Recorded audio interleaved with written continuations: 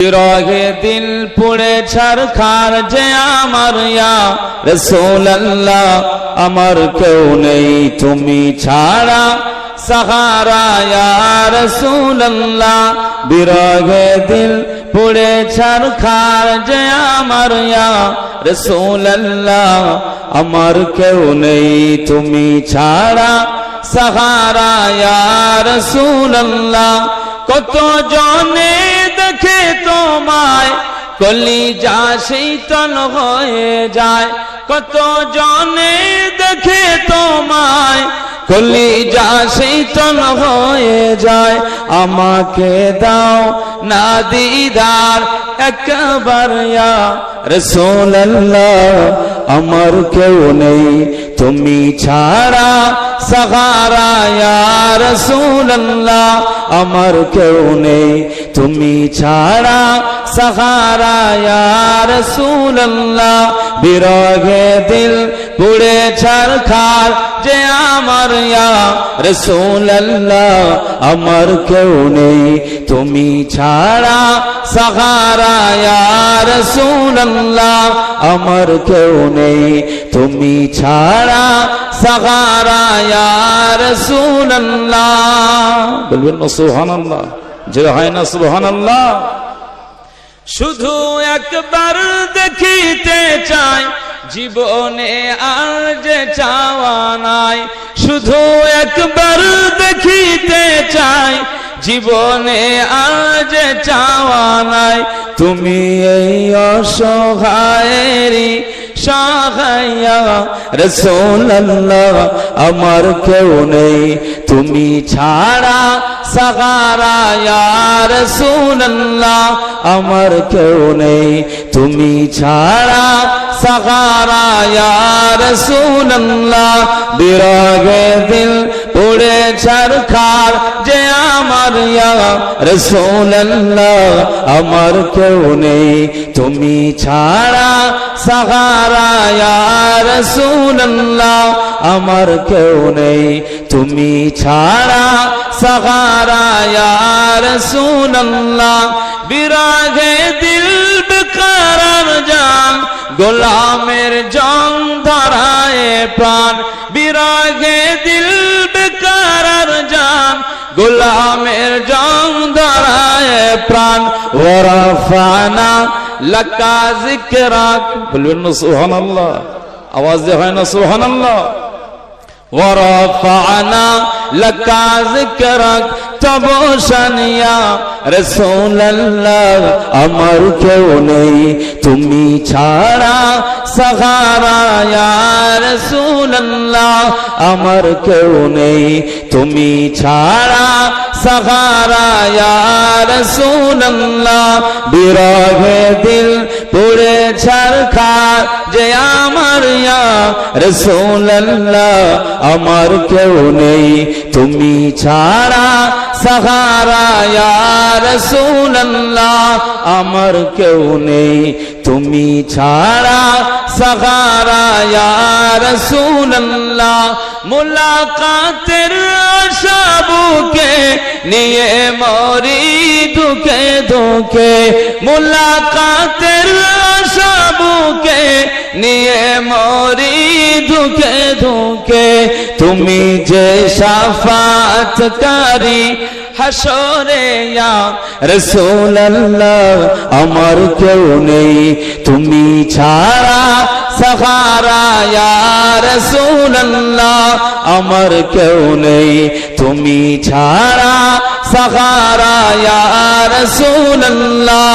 বিরহে দিল পুড়ে ছারখার যে আমার ইয়া রাসূলুল্লাহ, আমার কেউ নেই তুমি ছাড়া সাহারা ইয়া রাসূলুল্লাহ, আমার কেউ নেই তুমি ছাড়া সাহারা ইয়া রাসূলুল্লাহ।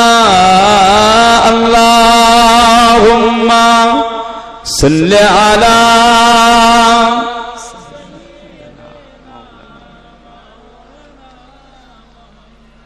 وعلى آل سيدنا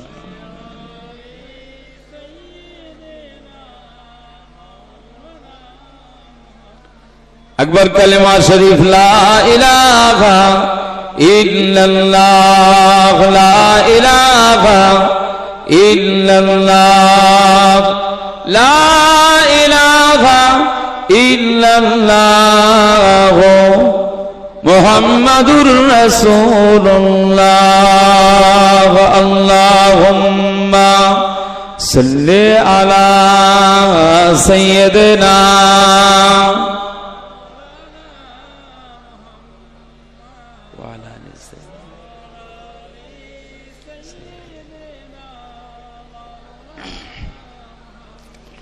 قال الله تعالى في كلام المجيد والفرقان الحميد فأعوذ بالله من الشيطان وما أرسلناك إلا رحمة للعالمين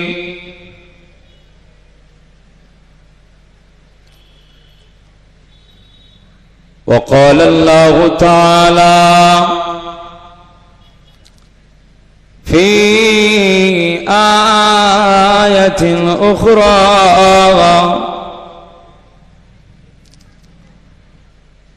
يا أيها النبي إنا أرسلناك شاهدا ومبشرا ونذيرا وداعيا إلى الله بإذنه وسراجا منيرا صدق الله العظيم. قال رسول الله صلى الله عليه وسلم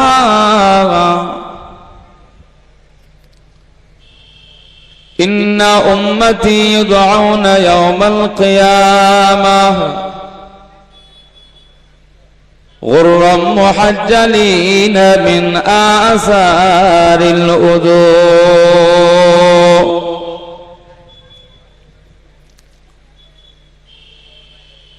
أو كما قال النبي عليه الصلاة والسلام عن عيد ميلاد النبي صلى الله عليه وسلم উপলক্ষে 2 দিন ব্যাপী সুন্দরতম বিশ্বনবী দিবস আয়োজিত হচ্ছে। আজকে শেষ দিন এবং দোয়া মোনাজাতের দিন। আজকে মাহফিলের সম্মানিত নির্বাচিত সভাপতি সাহেব, আজকে মাহফিলের আমন্ত্রিত উলামা হযরত, বিশেষ করে দরবারে ফুরফুরা শরীফ থেকে আগত আওলাদে মুজাদ্দিদুজ জামান ভাইজান হুজুর কিবলা, বিশেষ করে আমার পূর্বে আলোচক হিসাবে যিনি আলোচনা করছিলেন এই গ্রামেরই কীর্তি সন্তান জনাব হযরত হাফিজ আব্দুল মাতিন সাহেব ভাইজান, এলাকার মাদ্রাসার আসাতিজ কেরাম, উলামায়ে ইজম, মাদ্রাসার বিভিন্ন জায়গা থেকে মাদ্রাসাতে পাঠরত আমার তোলাবাই কেরাম, মসজিদের বরেণ্য ইমাম সাহেব, মুয়াজ্জিন সাহেব সহ কমিটি সাহেবানগণ, আমার সম্মুখে উপবিষ্ট গ্রামের বিভিন্ন জায়গা থেকে আগত সম্মানিত চাচাজিরা, সমবয়স্ক যুবক ভাইরা, স্নেহভাজন মায়ের কলিজার টুকরা ছোট্ট ছোট্ট সন্তানেরা, পর্দার আড়ালে বসে থাকা ধার্মিকা মা এবং বোনেরা, আল্লাহ পাকের দরবারে শুকরিয়া যে মহান আল্লাহ পাক আমাদের সবাইকে মাহে রবিউল আউয়াল তথা প্রিয় নূর নবীজির আগমনের মাসকে কেন্দ্র করে গোটা মাস জুড়ে বাংলার জমিন নয়, বাংলাদেশ, পাকিস্তান, ইন্ডিয়া সহ পৃথিবীর অন্যান্য কান্ট্রিতে রবিউল আউয়াল মাস জুড়ে আমাদের প্রিয় নূর নবীজির আগমনকে কেন্দ্র করে ঈদে মিলাদুন নবী পালন করেন। আজও আমরা সেই মাহফিল আমরা পালন করেছি। আল্লাহ পাক সেই মাহফিলে যুক্ত হওয়ার সুযোগ করে দিয়েছেন। এজন্য রব্বে করিমের দরবারে শুকরিয়া জ্ঞাপন করি, বলুন আলহামদুলিল্লাহ। মোহাব্বতে জোরে হয় না আলহামদুলিল্লাহ? নারে তাকবীর। প্রিয় নূর নবীজির রওজা আকদাস শরীফে জানাই অসংখ্য অজস্র দারুদ এবং সালাম। মোহাব্বতের নজরে পড়েন সাল্লাল্লাহু আলাইহি ওয়াসাল্লাম। 2 দিন তো আলোচনা হয়েছে, উলামায়ে কেরামরা বিভিন্ন ভাবেই আলোচনা করে গেছেন। আজকে শেষ দিনে আমার মতো গুনাহগার আপনাদের খিদমতে আলোচনা করবার জন্য এই মেম্বারে বসে আছে। সংক্ষিপ্ত আকারে 2-4 কথা বলবো। মনে রাখতে হবে, আজকে আমরা যারা এই ছোলাদানা বলুন, হরিহরপুর বলুন আর কাঁটারাটি বলুন, এই গ্রামের বাসিন্দা আমরা যারা, আজকে আমরা অনেক সৌভাগ্যবান। কারণ আল্লাহ তাআলা আমাদের জন্য শ্রেষ্ঠ নবীর উম্মত করেছেন। একবার জোরে বলুন সুবহানাল্লাহ।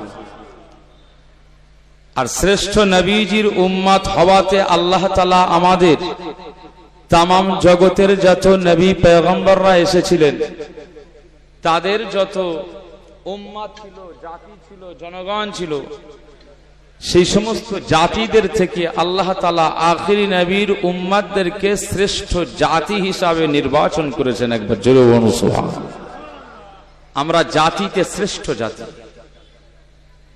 সুতরাং আমাদেরকে খেয়াল রাখতে হবে যে সবাইকে দাও, কেউ যেন মিস না হয়। মিলাদ মাহফিলে আমি প্রায় জায়গায় মাহফিলে আমি আতর খুশবু একটু ব্যবহার করি, মজলিসটা খুশবুতে ভরপুর হয়ে যায়। কারণ যে জায়গাতে খুশবু বার হয়, যে জায়গায় সুগন্ধ প্রকাশ পায়, আমার আল্লাহ পাকের ফেরেশতারা এই সমস্ত মজলিসের জন্য আল্লাহ দরবারে দোয়া চেয়ে না। একবার জোরে বলুন সুবহানাল্লাহ। কারণ মসজিদ আছে পাশেই, কেউ কাঁচা রসুন খেয়ে সালাত আদায়ের জন্য কাতারে শামিল হয়, মুখের একটা দুর্গন্ধ হয় না? হয় না? এই জন্য কাঁচা পেঁয়াজ, কাঁচা রসুন খেয়ে বলা হচ্ছে সালাত আদা করা মাকরুহ, পাশের মুসল্লির কষ্ট হবে।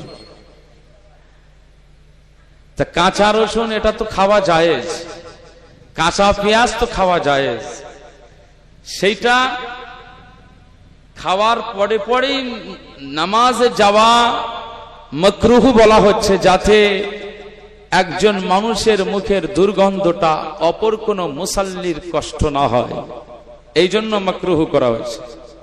তাহলে যারা বিড়ি খায়, গাঁজা খায়, তাদের মুখের দুর্গন্ধটা কি খুব সুন্দর নাকি? ওটা খাওয়া কি হবে?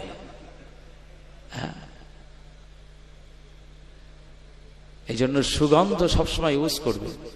আমরা ঘরমাক্ত হই, শরীর দিয়ে একটা আমাদের দুর্গন্ধ প্রকাশ পায়। আমাদের মিসকম্বর, আতর, খুশবু এগুলো ব্যবহার করা প্রিয় নূর নবীজির সুন্নাহ। সাহাবারা তৎকালীন সময়ে খুশবু ব্যবহার করতেন, তবে সবচেয়ে শ্রেষ্ঠতম খুশবু ছিল আমাদের মুস্তাফায়ে কামলিওয়ালার বদন মুবারক, শরীর মুবারক, জিসম মুবারক থেকে যে পাসিনা নির্গত হতো, এই পাসিনাকে তারা এরকম বোতলে করে ভরে রাখতেন আর সর্বশ্রেষ্ঠ জায়গা, উঁচু জায়গাতে রাখতেন। যখন কোনো বড় বড় মাহফিল হতো, বিবাহের পেগাম হতো, বিবাহের মজলিস হতো, সুন্দর অনুষ্ঠান হতো, এই প্রিয় নূর নবীজির শরীর মুবারক থেকে নির্গত হওয়া এই পাসিনা মুবারক, এই ঘাম মুবারকটাকে তারা ওই মজলিসে খুশবু হিসাবে ব্যবহার করতো। একবার জোরে বলুন সুবহানাল্লাহ। আমরা সেই নূর নবীজির উম্মত, আমাদেরকে আদর্শটাকে ঠিক রাখতে হবে।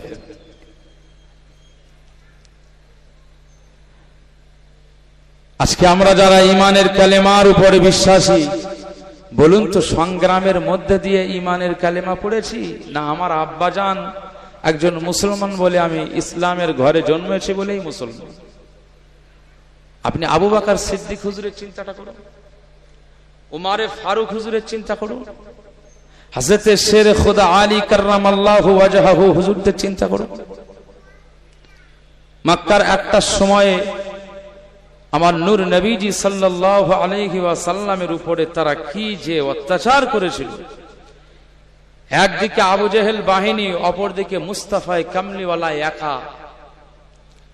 আর এরকম একটা পরিবেশের মধ্যে দিয়ে শেরে খোদা হযরত আলী কাররামাল্লাহু ওয়াজহাহু ঈমানের কালিমা পড়ে মুস্তাফার হাতে বায়াত হয়ে তিনি নবী বলে মেনে নিয়ে একজন মুসলমান হয়ে মুস্তাফার দরজাওয়ালা সাহাবী এবং জামায়ের যোগ্যতা অর্জন করেছিলেন। একবার জোরে বলুন সুবহান। আমাদের এরকম সংগ্রামের মধ্যে দিয়ে কালেমা পড়তে হয়। সহজভাবে দিন পেয়েছি, কিন্তু একটু সহজভাবে নামাজ পড়তে যাব সেইটা আমাদের নেই। আমরা কঠিন করে ফেলেছি।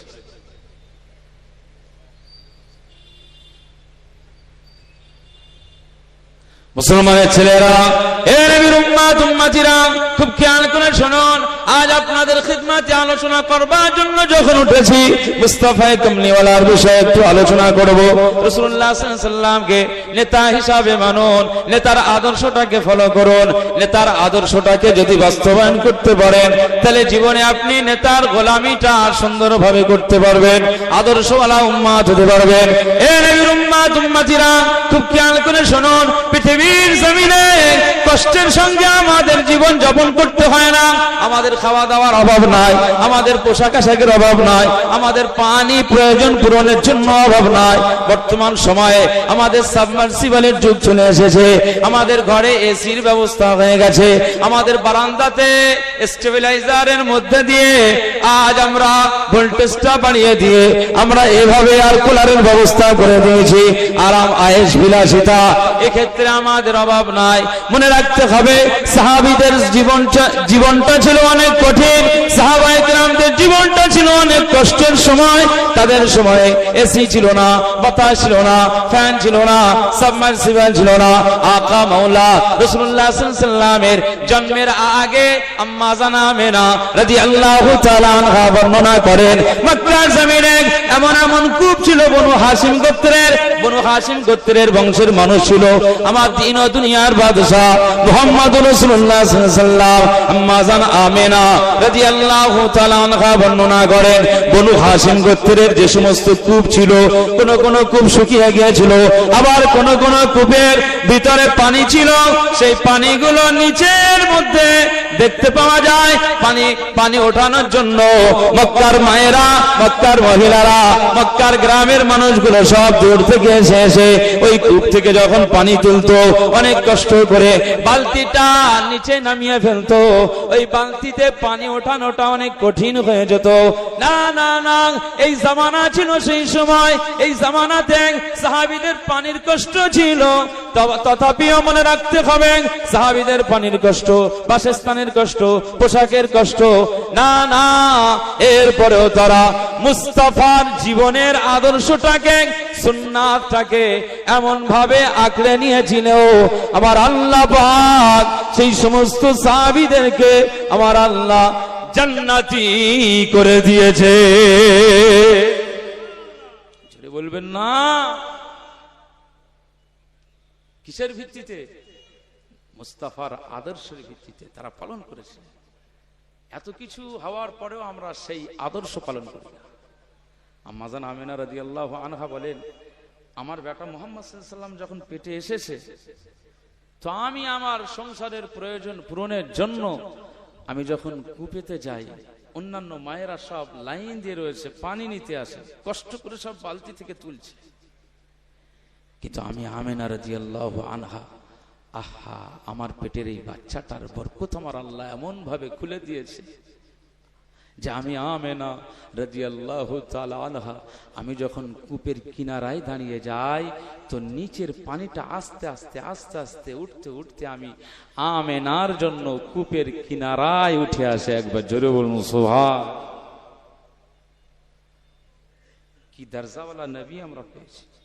আমার পূর্বের আলোচক তিনি আলোচনা করছিলেন কাউসারের পানির বিষয়। আখিরাতে আর পানি পাওয়া যাবে কাউসারের পানি ছাড়া? কেউ পানি পাবে না। রাসূলুল্লাহ সাল্লাল্লাহু আলাইহি ওয়াসাল্লামকে আমার আল্লাহ কি দরজা দিয়েছে যে ইন্না আ'তাইনাকাল কাউসার, সূরা কাউসার নাজিল করে আমার মুস্তাফার শান ইজ্জত আমার আল্লাহ আরশচুম্বী করে দিয়েছে। একবার জোরে বলুন সুবহান। এই কাউসারের ডিপার্টমেন্টটা আমি নবী আদমকে দেব না। কাউসারের ডিপার্টমেন্টের এই দায়িত্বটা আমি আল্লাহ পাক নবী নূহ আলাইহিস সালামকে দেব না। কাউসারের ডিপার্টমেন্টের দায়িত্বটা আমি নবী শীস আলাইহিস সালামকে দেব না। নবী দাউদ আলাইহিস সালাম পাবে না, নবী মুসা আলাইহিস সালাম পাবে না, নবী সুলাইমান আলাইহিস সালাম পাবে না, নবী ঈসা রুহুল্লাহ আলাইহিস সালাম পাবে না, নবী জাকারিয়া আলাইহিস সালাম পাবে না, নবী ইলিয়াস ইয়াহইয়া আলাইহিস সালাম পাবে না। বরং আমি আল্লাহ পাক 1,24,000 ইখতিলাফ, 2,24,000 পয়গম্বরদের ভিতর থেকে আমি আল্লাহ পাক মা আমিনার বেটা মুহাম্মদ সাল্লাল্লাহু আলাইহি সাল্লামকে আমি আল্লাহ শ্রেষ্ঠ মর্যাদা দিয়ে আমি আল্লাহ হাবিবুল্লাহ বলে ডেকেছি, হাবিবের মর্যাদা দিয়েছি। সেই হাবিবুল্লাহর জন্য আমি আল্লাহ কিয়ামতের ময়দানে কাউসারের ডিপার্টমেন্টের দায়িত্বটা আমি আল্লাহ দিয়ে দেবো। একবার জোরে বলুন সুবহান। আপনার একটা সহজ ব্যাপার, নবী নূহ আলাইহিস সালামের কাছে যেতে হবে না, নবী দাউদ আলাইহিস সালামের কাছে যেতে হবে না, নবী মুসা কালিমুল্লাহ আলাইহিস সালামের কাছে যেতে হবে না। এটা আমাদের জন্য খুশনসিব। ডাইরেক্ট আমাদের কিয়ামতের ময়দানে যদি আশিকে রাসূল হয়ে যায়, মুস্তাফার গোলাম হয়ে যায়, তো আমরা আমাদের মুস্তাফার কাছে গেলেই সব পেয়ে যাব। একবার জোরে বলুন সুবহান। মুসলমানের ছেলেরা, এ নবীর উম্মত উম্মতিরা, খুব খেয়াল করে শুনুন।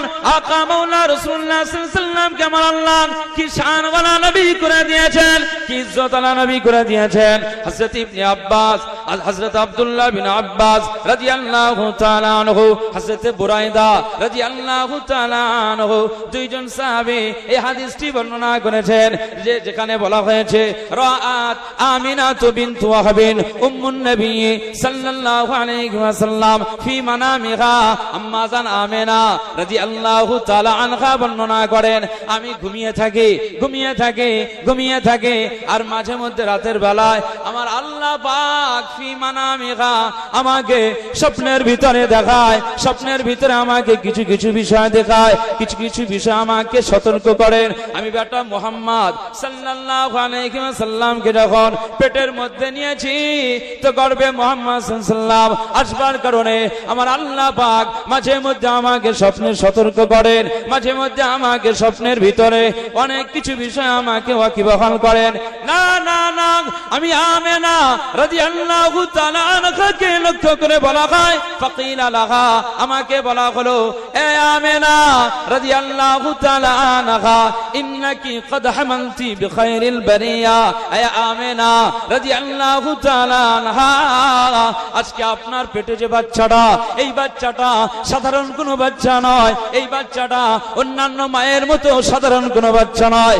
এই আমিনা রাদিয়াল্লাহু তাআলা আনহা, শুনে রাখেন, আল্লাহ পাক ঘোষণা করে দিয়েছেন যে না, আপনার পেটের এই বাচ্চাটাকে বিখাইরিল বানিয়া, तमाम জগতের জন্য আমার আল্লাহ পাক সৃষ্টির সেরা বানিয়ে দিয়েছে।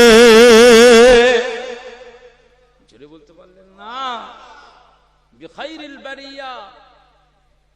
মা আমিনা রাদিয়াল্লাহু তাআলা আনহা বলছেন, আমাকে ফি মানামিহা, আমাকে স্বপ্নের মধ্যে এভাবে বলা হয় যে আপনার পেটে যে বাচ্চাটা নিয়ে আপনি বহন করছেন, এই বাচ্চাটা সাধারণ কোনো বাচ্চা নয়, আপনি এটাকে সাধারণ ভাববেন না, সুতরাং আপনাকে সতর্কতার সঙ্গে চলতে হবে, পাক পবিত্র অবস্থায় ওযু হালাতে চলাফেরা করতে হবে, বাচ্চার জন্য আপনাকে দোয়া চাইতে হবে, মহান আল্লাহ তাআলার কাছে এই বাচ্চার সুস্বাস্থ্য, বাচ্চার কল্যাণ কামনা করতে হবে। মা আমিনা রাদিয়াল্লাহু আনহা, এই বাচ্চাটা হচ্ছে বিখাইরিল বারিয়া, তামাম জগতের ভিতরে আমার আল্লাহ সৃষ্টির সেরা বানিয়ে দিয়েছে। একবার জোরে বলুন সুবহানাল্লাহ। শুধু কি তাই, ওয়া সাইয়্যিদুল আলামিন, আম্মা জানা আমেনা রাদিয়াল্লাহু তাআলা আনহা বর্ণনা করেন, আমার পেটের বাচ্চাটার বিষয় আমাকে জানানো হয়। মা আমেনা রাদিয়াল্লাহু তাআলা আনহা শোনেন, শুধু তাই নয়, আপনার এই বাচ্চাটাকে আমার আল্লাহ পাক সাধারণ কোনো বাচ্চা করে নাই, সাধারণ কোনো বাচ্চা করে নাই। ও মা আমেনা রাদিয়াল্লাহু তাআলা আনহা, আপনার এই বাচ্চাটাকে আমার আল্লাহ পাক তামাম জগতের জন্য নেতা বানিয়ে দিয়েছে। সাইয়্যিদুল আলামিন, সমস্ত জগতের জন্য নেতা। রাসূলুল্লাহ সাল্লাল্লাহু আলাইহি সাল্লামকে আমার আল্লাহ সমস্ত জগতের জন্য নেতা বানিয়েছে। আমাদের আসমান কয়টা? 7টা। জমিন কয়টা? 7টা। তাহলে 7টা আসমানের স্তরের এক একটা জগৎ। আমরা এক জায়গায় জড়ো হয়েছিলাম, এই জড়ো হয়ে যাওয়ার জায়গাটা, এই জগৎটার নাম কি বলে? আলামে আরওয়াহ, রুহের জগতে ছিলাম। এই রুহের জগতে যখন ছিলাম তখন আমার আল্লাহ পাক বলেছিলেন যে আলাস্তু বিরাব্বিকুম, আমি কি তোমাদের রব নই? ক্বালু বালা, রুহের মধ্যে থেকে সবাই বলেছিলেন হ্যাঁ আল্লাহ আপনি আমাদের রব। তবে এখানে মুফাসসির কেরামরা ব্যাখ্যা ডিপলি একটা ব্যাখ্যা করেছেন যে সর্বপ্রথম এট ফার্স্ট যিনি আল্লাহকে রব হিসাবে সেখানে সাক্ষ্য দিয়েছিল তিনি অন্য কোন ব্যক্তি নয়, তিনি হলেন মা আমেনার কলিজার টুকরা হযরত মুহাম্মদুর রাসূলুল্লাহ সাল্লাল্লাহু আলাইহি ওয়াসাল্লাম। একবার জোরে বলুন সুবহান। তিনি যখন বলেছেন যে হ্যাঁ আল্লাহ আপনি আমাদের রব, তো তার সাথে সব রুহের সমস্ত রূহগুলো একসঙ্গে বলেছিল হ্যাঁ আল্লাহ আপনি আমাদের রব। একবার জোরে বলুন সুবহান। সেই মুস্তাফায়ে কামলিওয়ালাকে তামাম জগতের জন্য আমার আল্লাহ নেতা বানিয়েছে। তাহলে আলামে আরওয়াহ থেকে আমার আল্লাহ আপনাকে কোথায় নিয়ে এসেছিল? কোথায়? মায়ের গর্ভে। এটাকে বলা হয় আলামে রেহেম। রেহেম গর্ভের জগৎ। তাহলে এই জগৎটা থেকে আবার আপনাকে ভূমিষ্ঠ হতে হয়েছে, আবার আপনাকে দুনিয়ায় আসা লেগেছে। আমার আল্লাহ পাক মায়ের গর্ভে থেকে আপনাকে আবার পাঠিয়েছে। আপনি যখন এই যে জগতে ঘোরাফেরা করছেন, এই জগৎটার নাম হচ্ছে কি আলামে দুনিয়া। এই আলামে দুনিয়া থেকে আবার আপনার একদিন মৃত্যুবরণ করতে হবে না? হবে না? চোখের পাতা বন্ধ হবে, অক্সিজেন আপনাকে কেড়ে নেওয়া হবে, রুহু ভিতর থেকে বার করে নেওয়া হবে। রুহু তো আমার আল্লাহর ইশারায় চলে। রাত্রে যখন আমরা ঘুমিয়ে যাই কি বলি? আল্লাহুম্মা বিইসমিকা আমুতু ওয়া আহইয়া। আল্লাহ আপনার নাম নিয়ে ঘুমাতে চলেছি, আমুতু আমি তো মৃত্যুবরণ করছি। আবার আল্লাহ আপনার যদি ইচ্ছা হয় তাহলে ওয়া আহইয়া আমি আবার জীবিত হয়ে যাব। একবার জোরে বলুন সুবহান। তো এটাকে ছোট মৃত্যু বলা যায়। ঘুমিয়ে থাকলে আপনার কোনো হুঁশ থাকে না। বলে ভাই এত নাক ডাকিস, তোর নাক ডাকাতে আমাদের ঘুম আসে না। বলে জীবনে আমার নাক ডাকে না। সে এখন মোবাইলে ভিডিও করেছে, তুই কিরাম নাক ডাকাস না, আমি একটু দেখাচ্ছি। তাহলে ঘুমিয়ে থাকলে আপনার জ্ঞান থাকে না, সেন্স লেস হয়ে যায়। ঘুমটাকে ছোট্ট মৃত্যু বলা হয়েছে, এজন্য আমুতু ওয়া আহইয়া বলা হয়। কিন্তু আসল মউত একদিন হবে, যেদিন রুহু কেড়ে নেওয়া হবে। এই রুহু কেড়ে নেওয়ার পরে আপনার মৃত্যু হবে, মউত হবে। আপনার লাশটাকে, বডিটাকে আপনার সাদা কাফনে মোড়ক করে দিয়ে আপনার কবরস্থানে দাফন করা হবে। ওই যে জগৎটাকে বলা হয় আলামে বারজাখ, কবরের জগৎ। কবরের জগতে কিন্তু সারা জীবন থাকা হবে না। কবরের জগতে সারা জীবন নয়। এই যে আমাদের আব্বা মায়েরা, দাদুরা, নানা নানিজিরা যারা কবরে শুয়ে রয়েছেন ছোলাদলা গ্রামে, হরিহরপুর গ্রামে, এই কবরে কিন্তু সারা জীবন কিন্তু শুয়ে থাকবে না। বরং আমার আল্লাহ পাক একদিন হুকুম জারি করবে। ফেরেশতা ইসরাফিল আলাইহিস সালাম শুধু অপেক্ষায় রয়েছে। আজও সিঙ্গা একটা বাঁশি মুখে দিয়ে রয়েছে। সেই বাঁশির আওয়াজ এত বিকট আওয়াজ, আল্লাহু আকবার। যে বিকট আওয়াজ হবে, সেই বিকট আওয়াজ, এই শব্দে পৃথিবীর যে সমস্ত মানুষ শুনতে পাবে, যদি গর্ভবতী মানুষ মহিলারা শুনতে পায়, ওয়ানা আসে, এই শব্দের আওয়াজ সহ্য করতে পারবে না। গর্ভের বাচ্চাটা ওয়ানা আসে নিচে থেকে পড়ে যাবে। যেদিনে পড়বে এই দিনটা কিয়ামতের দিন হয়ে যাবে। কথা বুঝতে পারছেন? আমার আল্লাহ পাক কোরআনুল কারীমের সূরা ইনফিতর বলা হচ্ছে, ওয়া ইযাল কুবুর বু'সিরাত ইযাস সামাউ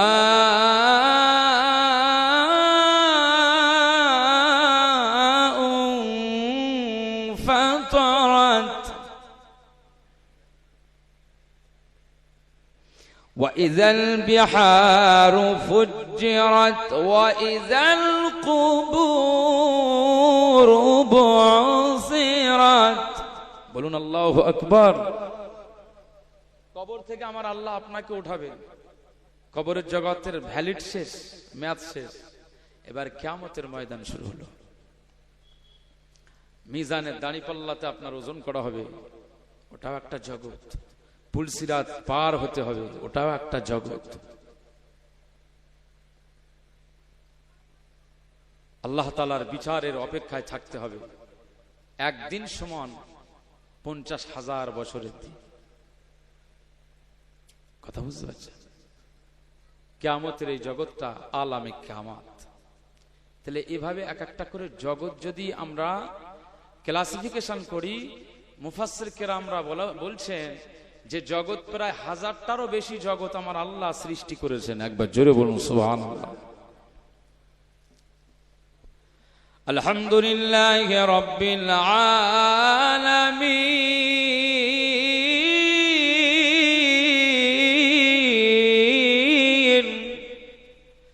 সমস্ত প্রশংসা ওই আল্লাহ তাআলার, যিনি সমস্ত জগতের রব। একবার জোরে বলুন সুবহানাল্লাহ। আল্লাহ তাআলাকে কখনো, আমি যে এইভাবে আলোচনা করছি আপনাদের অসুবিধা হচ্ছে না তো? কখনো খালিক বলা হয়, কখনো মালিক বলা হয়, কখনো কাদির বলা হয়, কখনো রব বলা হয়। রব মানে হচ্ছে আমাদের মায়েদেরকে রব্বাতুন শব্দ বলা হয়েছে। রব শব্দের অর্থ হচ্ছে প্রতিপালন যিনি করেন, তাকে রব বলা হয়। রব বলা হয় আমার আল্লাহকে, তিনি প্রতিপালক, আমাদেরকে প্রতিপালন করেছেন।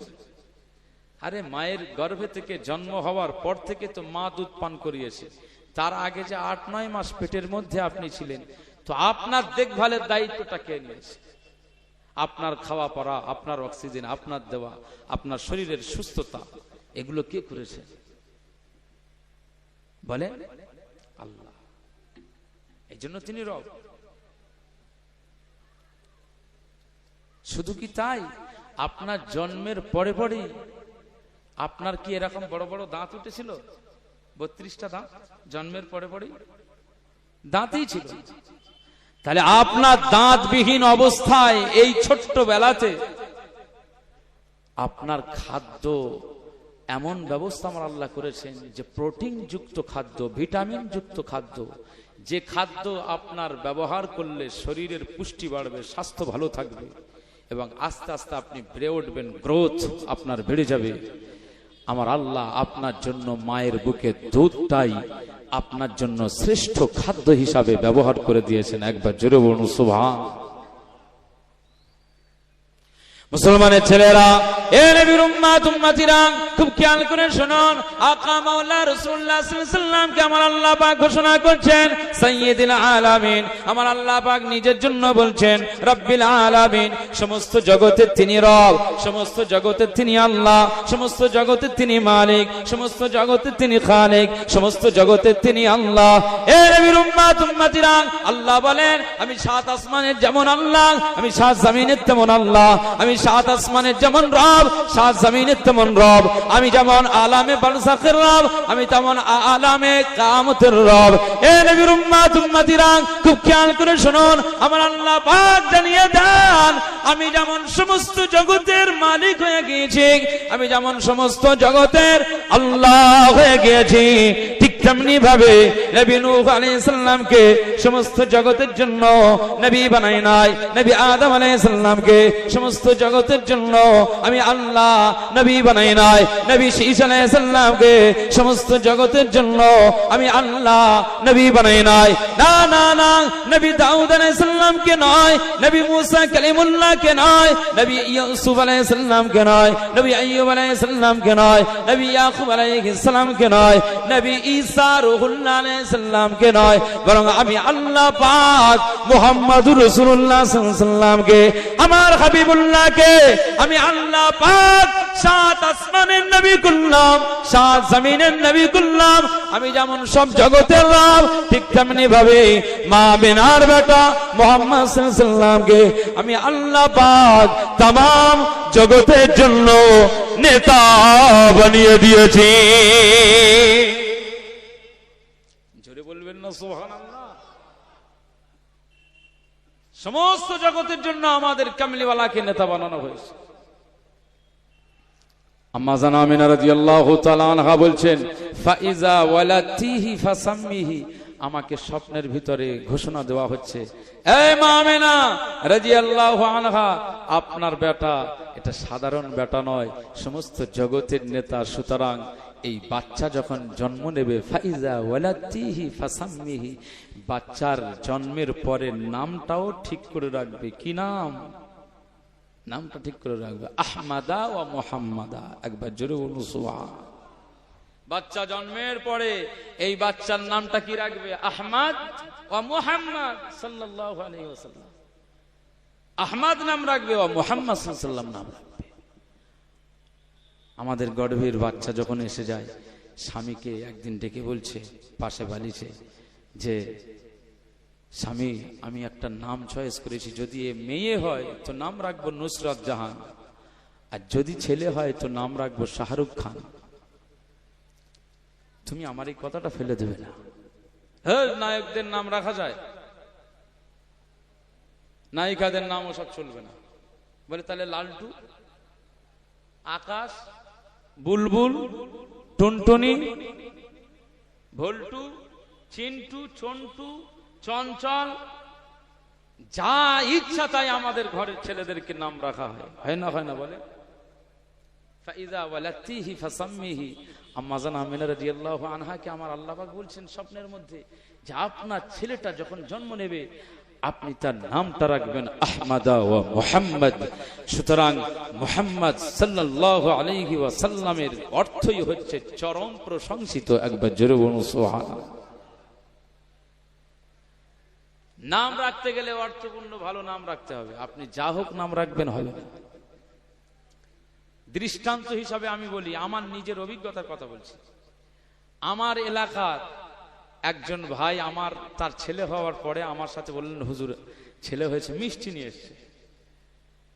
তো মিষ্টি নিয়ে এসছে, আমার বললো যে আমার ছেলের জন্য দোয়া করবেন। আলহামদুলিল্লাহ, তো দোয়া করলাম। তো বললো ছেলেটার নাম কি রাখবো?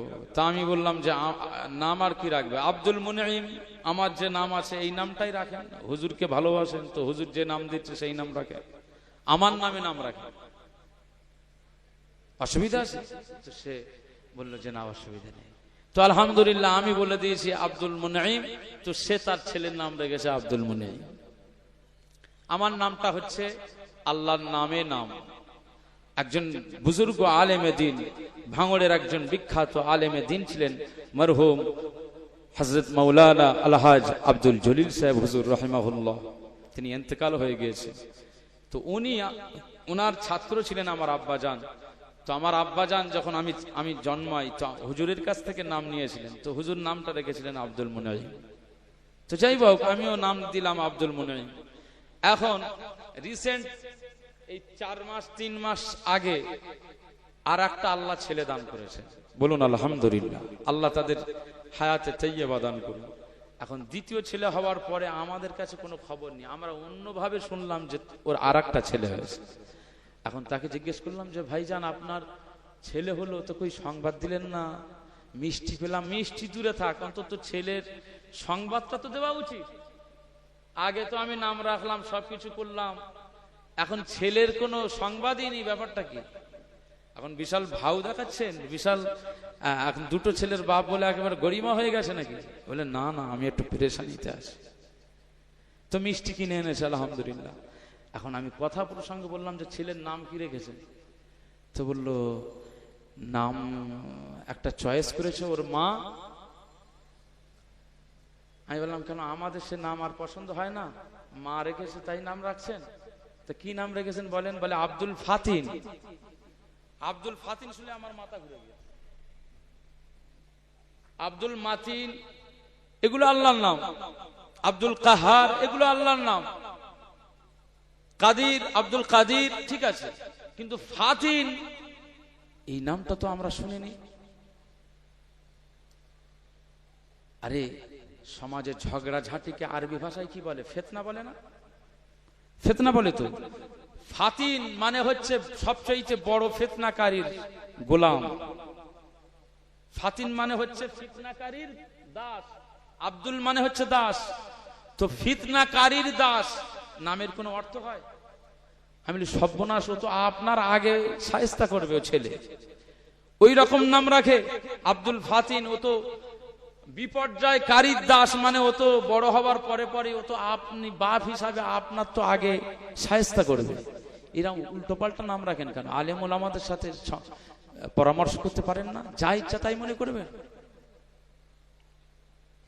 মুসলমানের ছেলেরা, এ নবীর উম্মত উম্মতিরা, খুব খেয়াল করে শুনুন। হযরত আলী রাদিয়াল্লাহু আনহু সাহেবজাদা ইমাম হাসান রাদিয়াল্লাহু আনহু যখন জন্মালেন, ঠিক সেই সময় হযরত আলী রাদিয়াল্লাহু আনহু ছেলের নাম দিয়েছে হারাব, ছেলের নাম দিয়েছে হারাব। আল্লাহ নবীর কাছে নিয়ে গেলেন। আকা মাওলা রাসূলুল্লাহ সাল্লাল্লাহু আলাইহি ওয়াসাল্লাম কাপড়ে জড়িয়ে নিয়ে যাওয়া হয়। আকা মাওলা রাসূলুল্লাহ সাল্লাল্লাহু আলাইহি ওয়াসাল্লাম তাহানিক করলেন। তাহানিক করার পদ্ধতি হলো খাজুর চিবিয়ে চিবিয়ে ওই খাজুরের ওই লালা মোবারক খাজুরে লাগিয়ে দেওয়া, আর ওই খাজুরের অংশটা বাচ্চার গালে দিয়ে দেওয়া, এটাকে তাহানিক বলা হয়। এটা সুন্নাত। মুস্তাফা কামলিওয়ালা মদিনার বাচ্চাদেরকে তাহানিক করতেন। সাহাবায়ে কেরামদের বাচ্চা হলে মুস্তাফা কামলিওয়ালা দরবারে হাজির হয়ে যেতেন। আকা মাওলা রাসূলুল্লাহ সাল্লাল্লাহু আলাইহি ওয়াসাল্লামের কাছে পৌঁছে যেতেন। রাসূলুল্লাহ সাল্লাল্লাহু আলাইহি ওয়াসাল্লামের লালা মোবারকটাকে বরকত হিসাবে তারা নিতে চাইতেন, এটাকে তাহানিক বলা হয়। আকা মাওলা রাসূলুল্লাহ সাল্লাল্লাহু আলাইহি ওয়াসাল্লামের কাছে পরামর্শ করতেন, ইয়া রাসূলুল্লাহ গে, ইয়া হাবিবাল্লাহ, আমাকে আমার আল্লাহ পাক একটা বাচ্চা দান করেছেন, পুত্র সন্তান দান করেছেন, এর নামটা আপনি কি রাখবো বলে দেন। আপনি যেটা বলবেন আমি আপনার সাহাবী সেটা রাখবো। সাহাবীদের নাম রাখা হয়েছে আব্দুর রহমান, কয়েকজন সাহাবীদের নাম রাখা হয়েছে আব্দুর রহমান। কোন সাহাবীর নামের সাথে যেহেতু আব্বার নামের পরিচয়, এজন্য দেখবেন আব্দুর রহমান ইবনে আউফ, আব্দুর রহমান ইবনে উমর, আব্দুল্লাহ বিন উমর, আব্দুল্লাহ বিন আব্বাস, আব্দুল্লাহ বিন উমায়ের, এভাবে সব নাম রাখা আছে। কারণ আমার আকা মাওলা রাসূলুল্লাহ সাল্লাল্লাহু আলাইহি ওয়াসাল্লাম ঘোষণা করেছেন, এ আমার সাহাবায়ে কেরামেরা, আমি রাসূলুল্লাহ সাল্লাল্লাহু আলাইহি ওয়াসাল্লাম জানিয়ে দিলাম, তোমাদের বাচ্চা জন্মালে বাচ্চার ভালো নাম রাখবে, বাচ্চার আকিকা করবে, এটা করা সুন্নাত। আর ভালো নাম রাখবে, অর্থপূর্ণ নাম রাখবে। কারণ আমার আল্লাহ পাক নামের মধ্যে বরকত দিয়েছে, নামের মধ্যে শ্রেষ্ঠত্ব দিয়েছে, নামের মধ্যে আমার আল্লাহ অনেক বৈশিষ্ট্য দান করে দিয়েছে। কিয়ামতের ময়দানে আপনার বাচ্চা যখন হাসরের ময়দানে উঠবে, আমার আল্লাহ পাক আপনার বাচ্চাকে আব্দুর রহমান বলে ডেকে ডেকে, আব্দুল্লাহ বলে ডেকে ডেকে আমার আল্লাহ পাক জান্নাতি বানিয়ে দেবে।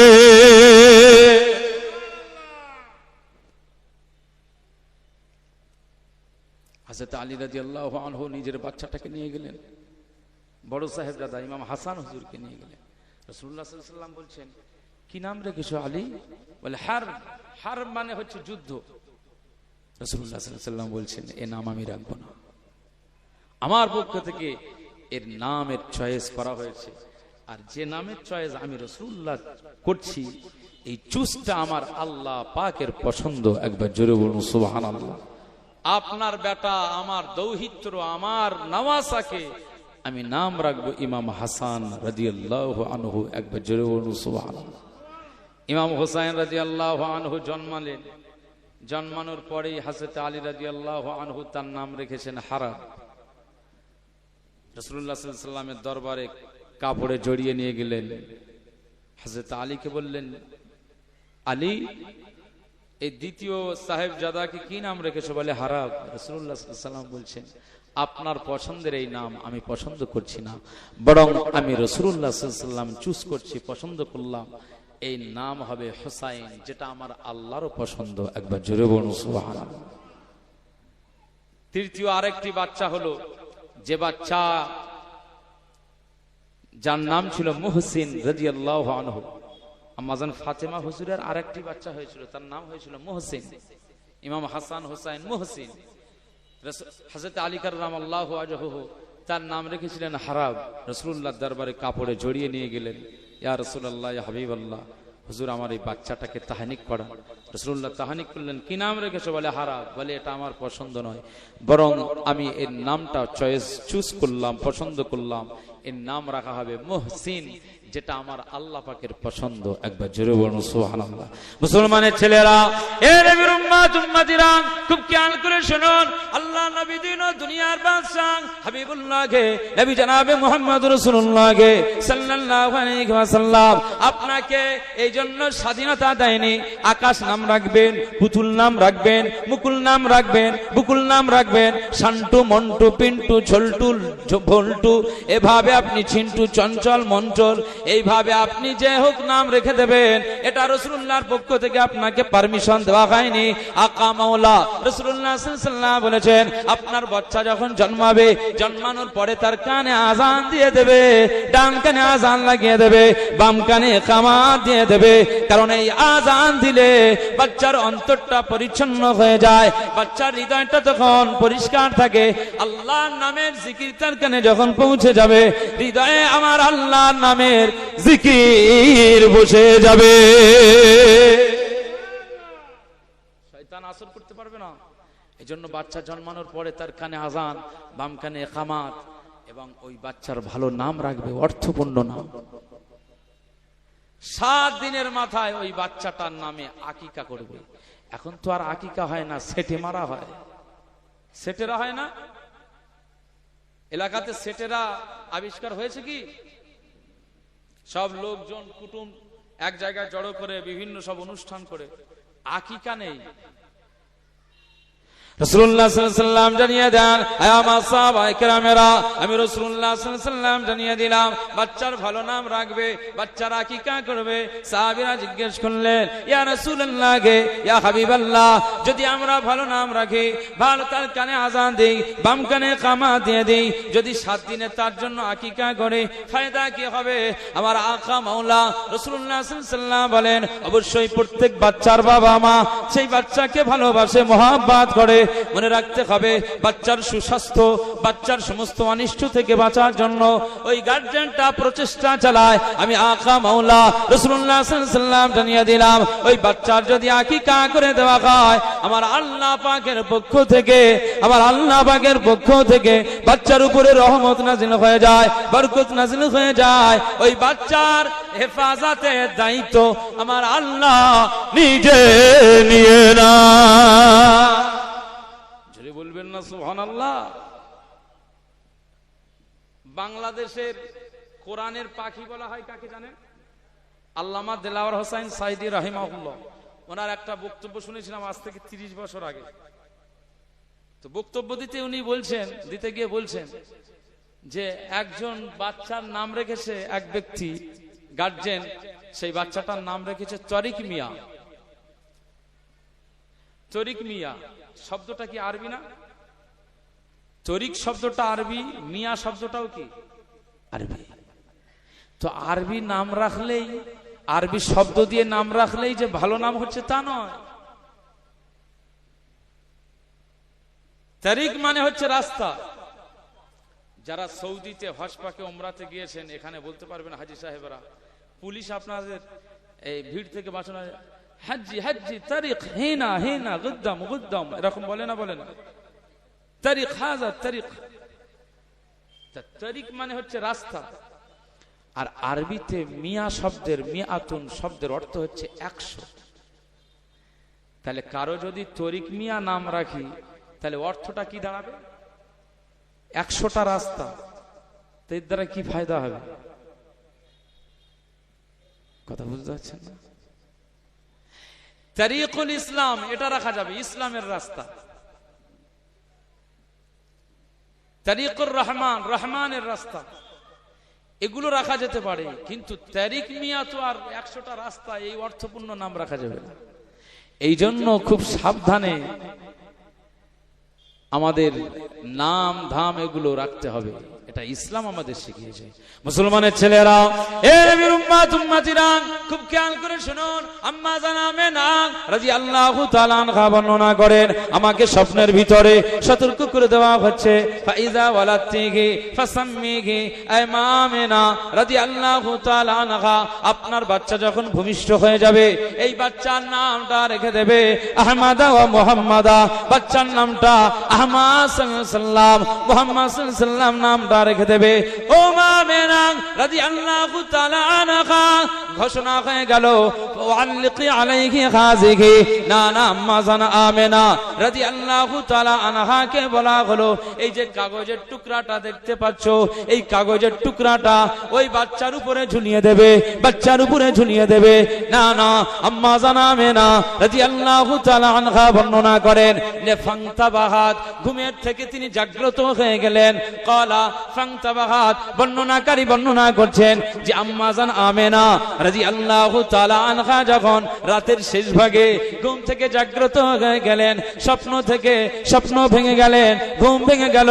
ঘুম থেকে ভেঙে যাওয়ার পরে আম্মা জান আমেনা রাদিয়াল্লাহু তাআলা আনহা বর্ণনা করেন, আমি দেখতে পাই ওয়া ইনদা রাসিহা, আমার মাথার কাছে, তার মাথা মুবারাকের কাছে একটা চিরকুট পড়ে রয়েছে, যে চিরকুটের ভিতরে সাহিফাতুম মিন যাহাবিম মাকতুবুন ফিহা, যে চিরকুটের ভিতরে লেখা আছে, যে কাগজের ভিতরে লেখা আছে, সোনার কালি দিয়ে লেখা, সোনা দিয়ে লেখা রয়েছে, যেখানে লেখা আছে মা আমেনা, এই বাচ্চাটাকে আমি আমার আল্লাহর কাছে আমি আশ্রয় দিয়ে দিলাম, সমস্ত অনিষ্ট থেকে, জিনের আসর থেকে, শয়তানের ধোঁকা থেকে, শয়তানের প্রবঞ্চনা থেকে, সমস্ত ক্ষতি থেকে আমি আমেনা আমার এই বাচ্চাটাকে আল্লাহর আশ্রয় দিয়ে দিলাম।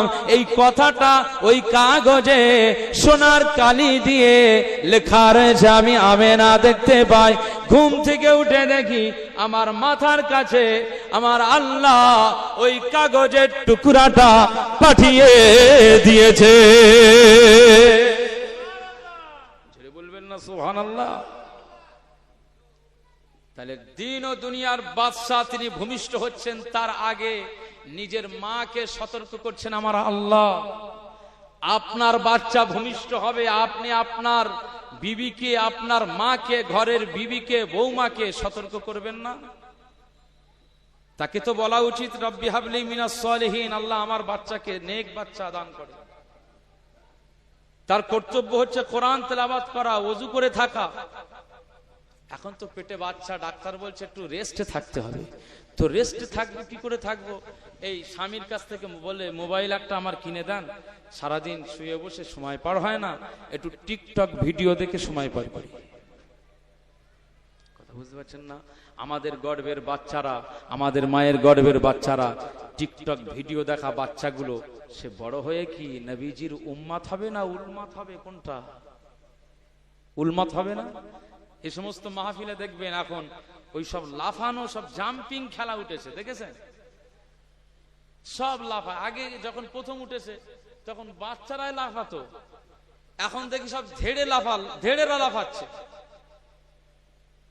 ছেলে এদিকে ছেলে, ওদিকে মেয়েরা হাত ধরে এইভাবে লাফাচ্ছে। আচ্ছা, এইসব দৃশ্য দেখলে আমার তো হাসি তো লাগে না, রাগ তো হয়, সেটা তো একটা আলাদা জিনিস, কিন্তু আমার অত্যন্ত কষ্ট হয় এদের প্রতি, যে নূর নবীজির উম্মত হিসাবে আমার মুস্তাফায়ে কামলিওয়ালা কিয়ামতের ময়দানে তার জাতিকে নিয়ে আমার আল্লাহর দরবারে গর্ব করবেন। আল্লাহকে বলবেন, আল্লাহ এটা হচ্ছে আমার হরিহরপুর গ্রামের উম্মত, এটা হলো আমার সোলাদানার উম্মত, এটা হলো আমার কাটারাটি গ্রামের উম্মত। আল্লাহ দুনিয়ার জমিনে আমার সুন্নাত মোতাবেক জীবন পরিচালনা করেছিল। আজকে আমার এই জাতিকে আল্লাহ জাহান্নাম থেকে বাঁচিয়ে আল্লাহ জান্নাতুল ফিরদাউস নসিব করে দিন। একবার জোরে বলুন সুবহানাল্লাহ। মুস্তাফায়ে কামলিওয়ালা আল্লাহ পাকের দরবারে নিজের উম্মাতদের নিয়ে গর্ব করে বলবে, কিন্তু উলমাত হলে তার হয়ে কোনোদিন নবীজি সাফাই গাবেন না, গর্ব করবেন না। আমার নবীজির সম্পর্ক, নবীজি রহমতের দৃষ্টিতে বাচ্চার দিকে তাকাবে না, উম্মতের দিকে তাকাবে না।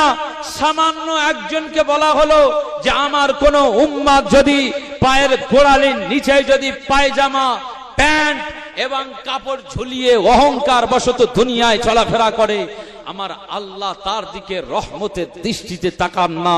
সুতরাং আল্লাহ যখন রহমতের দৃষ্টিতে তাকাবেন না, সেখানে মুস্তাফায়ে কামলিওয়ালার সুন্নাতটাকে বয়কট করার কারণে তোমার নবীজির রহমতের দৃষ্টি কি করে পড়বে তোমার উপরে?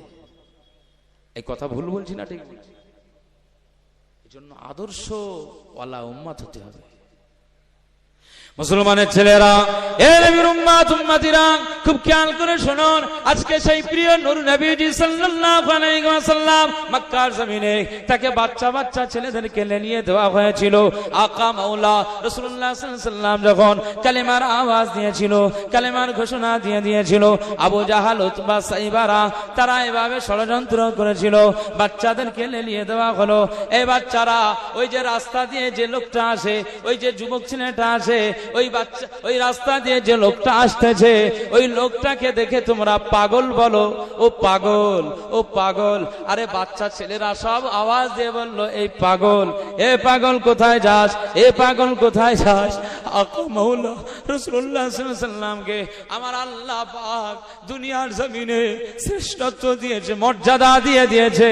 বাচ্চা ছেলেদের জবান থেকে যদি পাগল শব্দের আওয়াজ পায়, আমার নবীজি শুনে কষ্ট পাবেন না আনন্দিত হবেন? কষ্ট পাবেন না আনন্দিত হবেন? মক্কার জমিনে আকা মাওলা রাসূলুল্লাহ সাল্লাল্লাহু আলাইহি ওয়াসাল্লামকে আবু জেহেল পাগল বলেছে, উতবা পাগল বলেছে, সাইবা পাগল বলেছে, আবু লাহাব পাগল বলেছে। আমার ভাতিজার কথা ছেড়ে দেন না, না, মোড়ে মোড়ে দোকানে দোকানে গিয়ে আবু লাহাব আওয়াজ দিয়ে বলল, আমার ভাতিজা যদি এখানে এসে নতুন কোন কালেমার কথা বলে, তোমরা তাড়িয়ে দেবে। ও একটা আস্ত পাগল, ওকে তোরা থুতু নিক্ষেপ করে বার করে দেবে। আমি আবু লাহাব জানিয়ে দিলাম, মুহাম্মদ সাল্লাল্লাহু আলাইহি ওয়াসাল্লামকে খবরদার প্রশ্রয় দিবি না। না, না, না, আমাদের বাপ দাদা 14 পুরুষদের আমাদের মতাদর্শটাকে খণ্ডন করে দিয়ে লা ইলাহা ইল্লাল্লাহ মুহাম্মাদুর রাসূলুল্লাহ সাল্লাল্লাহু আলাইহি ওয়াসাল্লাম এই কালিমার বাণীটা আজ মক্কা শহরে, নগরে, গ্রামে গঞ্জে, পাড়ায় মহল্লাতে আজ ছড়িয়ে দেওয়ার প্রচেষ্টা চালাচ্ছে। একজন দুইজন করে আজ মুহাম্মদ সাল্লাল্লাহু আলাইহি ওয়াসাল্লামের এই কথাতে সব ভিড়ে যাচ্ছে। তোরা পাত্তা দিবি না। আবু লাহাব নিজের ভাতিজাকে পাগল বলে, বাচ্চা ছেলেদেরকে পাগল বলিয়ে নিয়ে দেওয়া হয়। না, না, সমাজের মানুষ মুহাম্মদ সাল্লাল্লাহু আলাইহি ওয়াসাল্লামকে পাগল বলেন। এ নবীর উম্মত উম্মতিরা, খুব খেয়াল করে শুনুন। ওয়ালিদ ইবনে মুগিরা বলে একজন ব্যক্তি ছিল, সে আমার মুস্তাফায়ে কামলিওয়ালাকে মাজনুন বলে দিয়েছে, পাগল বলে ঘোষণা করে দিয়েছে। আকা মাওলা রাসূলুল্লাহ সাল্লাল্লাহু আলাইহি ওয়াসাল্লামকে যখন মক্কার মানুষ এভাবে পাগল বলে, জাদুকর বলে, গণক বলে দেয়, না, না, মুস্তাফায়ে কামলিওয়ালার হৃদয় বলে একটা জিনিস আছে, এই জায়গায় কষ্ট হবে না, হবে না, মনে ব্যথা লাগে না, লাগে না। এ নবীর উম্মত উম্মতিরা, খুব খেয়াল করে শুনুন। আজকে আমি এই বাড়ি যাওয়ার সময় এই মাহফিলে যদি কেউ আমাকে কষ্ট দেয়, কেউ যদি আমাকে কষ্ট দেয়, আমি বাড়িতে চলে যাব। বাড়িতে আমার মাকে গিয়ে বলবো, মা, অমুক জায়গাতে আমি মাহফিলে গিয়েছিলাম, তো সেই জায়গায় আমাকে এভাবে কষ্ট দিয়েছে, আমাকে এটা বলেছে, আমার সাথে একটা তর্ক বিতর্ক হয়েছে, এমনকি তারা আমাকে মারার জন্য উত্তপ্ত হয়ে গিয়েছে।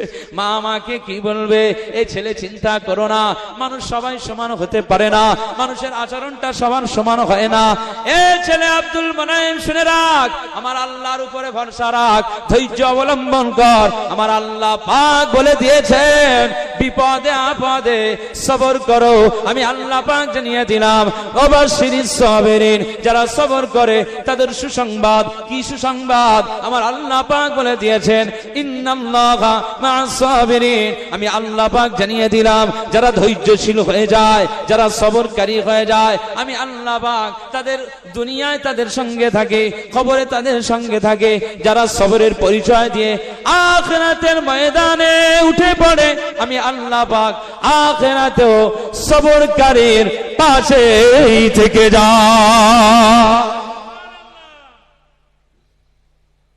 মা আমাকে সান্ত্বনা দিচ্ছে যে ছেলে চিন্তা করিস না, দুঃখ করিস না। ওরকম মানুষ বলেছে ও নিয়ে টেনশন করার দরকার নেই। তুই এমন কোনো খারাপ কিছু করিস না, এমন কিছু খারাপ কিছু করিস না। আজকে আমি বাড়িতে গিয়ে আমার মাকে পাবো, আজকে আমার বাড়িতে গিয়ে আমার আব্বাজানকে পাবো। মুস্তাফাই কামলিওয়ালা দিন ও দুনিয়ার বাদশাহ হাবিবুল্লাহ নবী জনাবে মুহাম্মদ রাসূলুল্লাহ সাল্লাল্লাহু আলাইহি ওয়াসাল্লাম যেদিন আম্মাজান আমেনা রাদিয়াল্লাহু আনহার গর্ভে ছিলেন, 6 মাস বয়স, আব্বাজান আব্দুল্লাহ রাদিয়াল্লাহু আনহু তো ইন্তেকাল হয়ে গেছে। তাহলে জন্মের পর থেকেই তো আব্বা হারা, এতিম হয়ে গেল। কথা বুঝতে পারছেন না? আবার বাড়িতে জন্মের পরেই 1 মাস, 1.5 মাস, 2 মাস আম্মাজান আমেনা রাদিয়াল্লাহু আনহার কাছে ছিলেন ঠিকই, আবার এখান থেকেই ওনাকে আবার নিয়ে যাওয়া হয়েছে তায়েফে। আম্মাজান হালিমাতু সাদিয়া রাদিয়াল্লাহু আনহা তিনি দুধ পানের জন্য শিশু মুহাম্মদ সাল্লাল্লাহু আলাইহি ওয়াসাল্লামকে সঙ্গে নিয়ে তায়েফে নিয়ে গেছে। এই 4-5 বছর তিনি মা হারা হয়েছিলেন, মায়ের আদর ছাড়া ছিলেন। তিনি তো তায়েফে বড় হয়েছে। কথা বুঝতে পারছেন আপনারা? তাহলে মায়ের আদর, মায়ের যত্ন, মায়ের সেই মোহাব্বতের থেকে, মায়ের সোহাগ থেকে আমার মুস্তাফায়ে কামলিওয়ালা প্রায় বঞ্চিত হয়েছে 4 বছর। আম্মাজান হালিমা তো সাদিয়া নিজের কাছে রেখে দিতেন, কারণ আম্মাজান হালিমা রাদিয়াল্লাহু আনহা বলেন যে শিশু মুহাম্মদ সাল্লাল্লাহু আলাইহি ওয়াসাল্লামকে আমি আমার বাড়িতে নিয়ে এসে এত বরকত পেয়ে গিয়েছি যে এই বাচ্চাটাকে আমি মক্কায় ফিরিয়ে দেব সহজে এটা না। আমি মনে করেছিলাম যে আমি এটা বড় করে, বেশ বড় করে তারপরে মা আমেনার কাছে পৌঁছে যাব, বুবু আমেনার কাছে পৌঁছে দেব। কিন্তু বেটা মুহাম্মদ সাল্লাল্লাহু আলাইহি ওয়াসাল্লাম তার 4 বছর বয়সে একটা ঘটনা ঘটে যাওয়ার কারণেই আমি হালিমা ভয় খেয়ে গিয়েছিলাম। সেই জন্য বাচ্চা মুহাম্মদ সাল্লাল্লাহু আলাইহি ওয়াসাল্লামকে আমি 4 বছর বয়সেই নিজের মায়ের কাছে আমি ফিরিয়ে দিয়েছিলাম। একবার জোরে বলুন সুবহানাল্লাহ। আমার বেটা মুহাম্মদ সাল্লাল্লাহু আলাইহি ওয়াসাল্লাম আমার ঘরেতে যখন ছিল, আমার বাড়িতে যখন ছিল, আমার বাড়ির বরকত আমার আল্লাহ দিয়ে দিয়েছিল। আমার বাড়ি অভাব ছিল, আমার বাড়ি খাওয়া হতো না, আমার বাড়ি অভাবই ছিল, আমার বাড়ির ভিতরে সব দুঃখের মধ্যে জর্জরিত ছিল। না না, আমার বেটা মুহাম্মদ সাল্লাল্লাহু আলাইহি ওয়াসাল্লামকে আমি দুধ পান করার দায়িত্ব নিয়ে যখন আমার ঘরের ভিতরে আমি নিয়ে আসি, আমি হালিমাতু সাদিয়া রাদিয়াল্লাহু তাআলা আনহা জানিয়ে দিলাম বেটা মুহাম্মদ সাল্লাল্লাহু আলাইহি ওয়াসাল্লাম যেদিন থেকে আমার ঘরে প্রবেশ করেছে, যেদিন থেকে আমার ঘরে প্রবেশ করেছে, আমি হালিমা জানিয়ে দিলাম না না, সেই দিন থেকে আমার ঘরের ভিতরের সব অভাব অনটন, দুঃখ দুর্দশা আমার আল্লাহ পাক দূর করে দিয়েছে।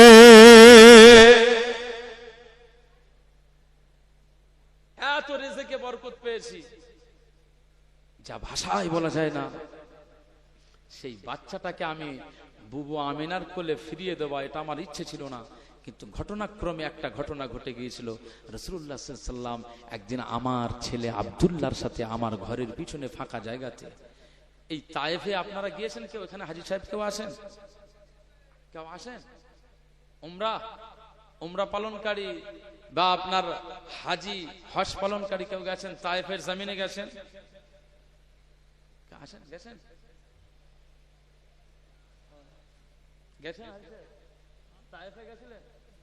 তায়েফে যাওয়া হয়নি। আলহামদুলিল্লাহ, তায়েফ একটু সুস্বাস্থ্যের শহর, পাহাড়ি এলাকা, আবহাওয়া বেশ মনোরম। তো মক্কার মানুষদের সেই সময়ের কালচার ছিল বাচ্চা হলেই এই শহরের বাচ্চাগুলোকে তায়েফে পাঠিয়ে দিত। তো আম্মাজান হালিমা রাদিয়াল্লাহু আনহার বাড়িটা তো তায়েফের সাদিয়া বনু সাদ গোত্রের মানুষ, তো তার কোলে পাঠিয়ে দিয়েছিল আম্মাজান আমেনা রাদিয়াল্লাহু আনহা। এবছরে আমার একজন হাজী সাহেব আমাকে 3 বার নিয়ে গেছেন, একটা টাকা আমার খরচ করতে হয়নি। তিনি আমাকে এত ভালোবাসেন। আরে টাকা থাকলেই যাওয়া হবে এটা নয়, তাকদীর হওয়ার দরকার। তো আল্লাহ পাকের শুকরিয়া করে শেষ করতে পারবো না। ওই হাজী সাহেবের জন্য আমি দোয়া মোনাজাত করে শেষ করতে পারবো না, কারণ চর্মচোখে মুস্তাফার দরবার দেখা এটা তাকদীরের দরকার আসে না? নেই বলে রাসূলুল্লাহর দরবার, নেতার দরবারে যাওয়া।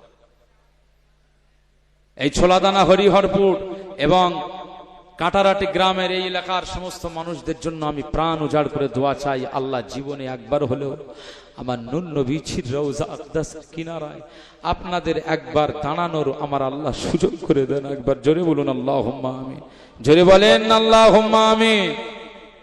আহা মুসলমানের ছেলেরা, এ নবীর উম্মত উম্মতিরা, খুব খেয়াল করে শুনুন।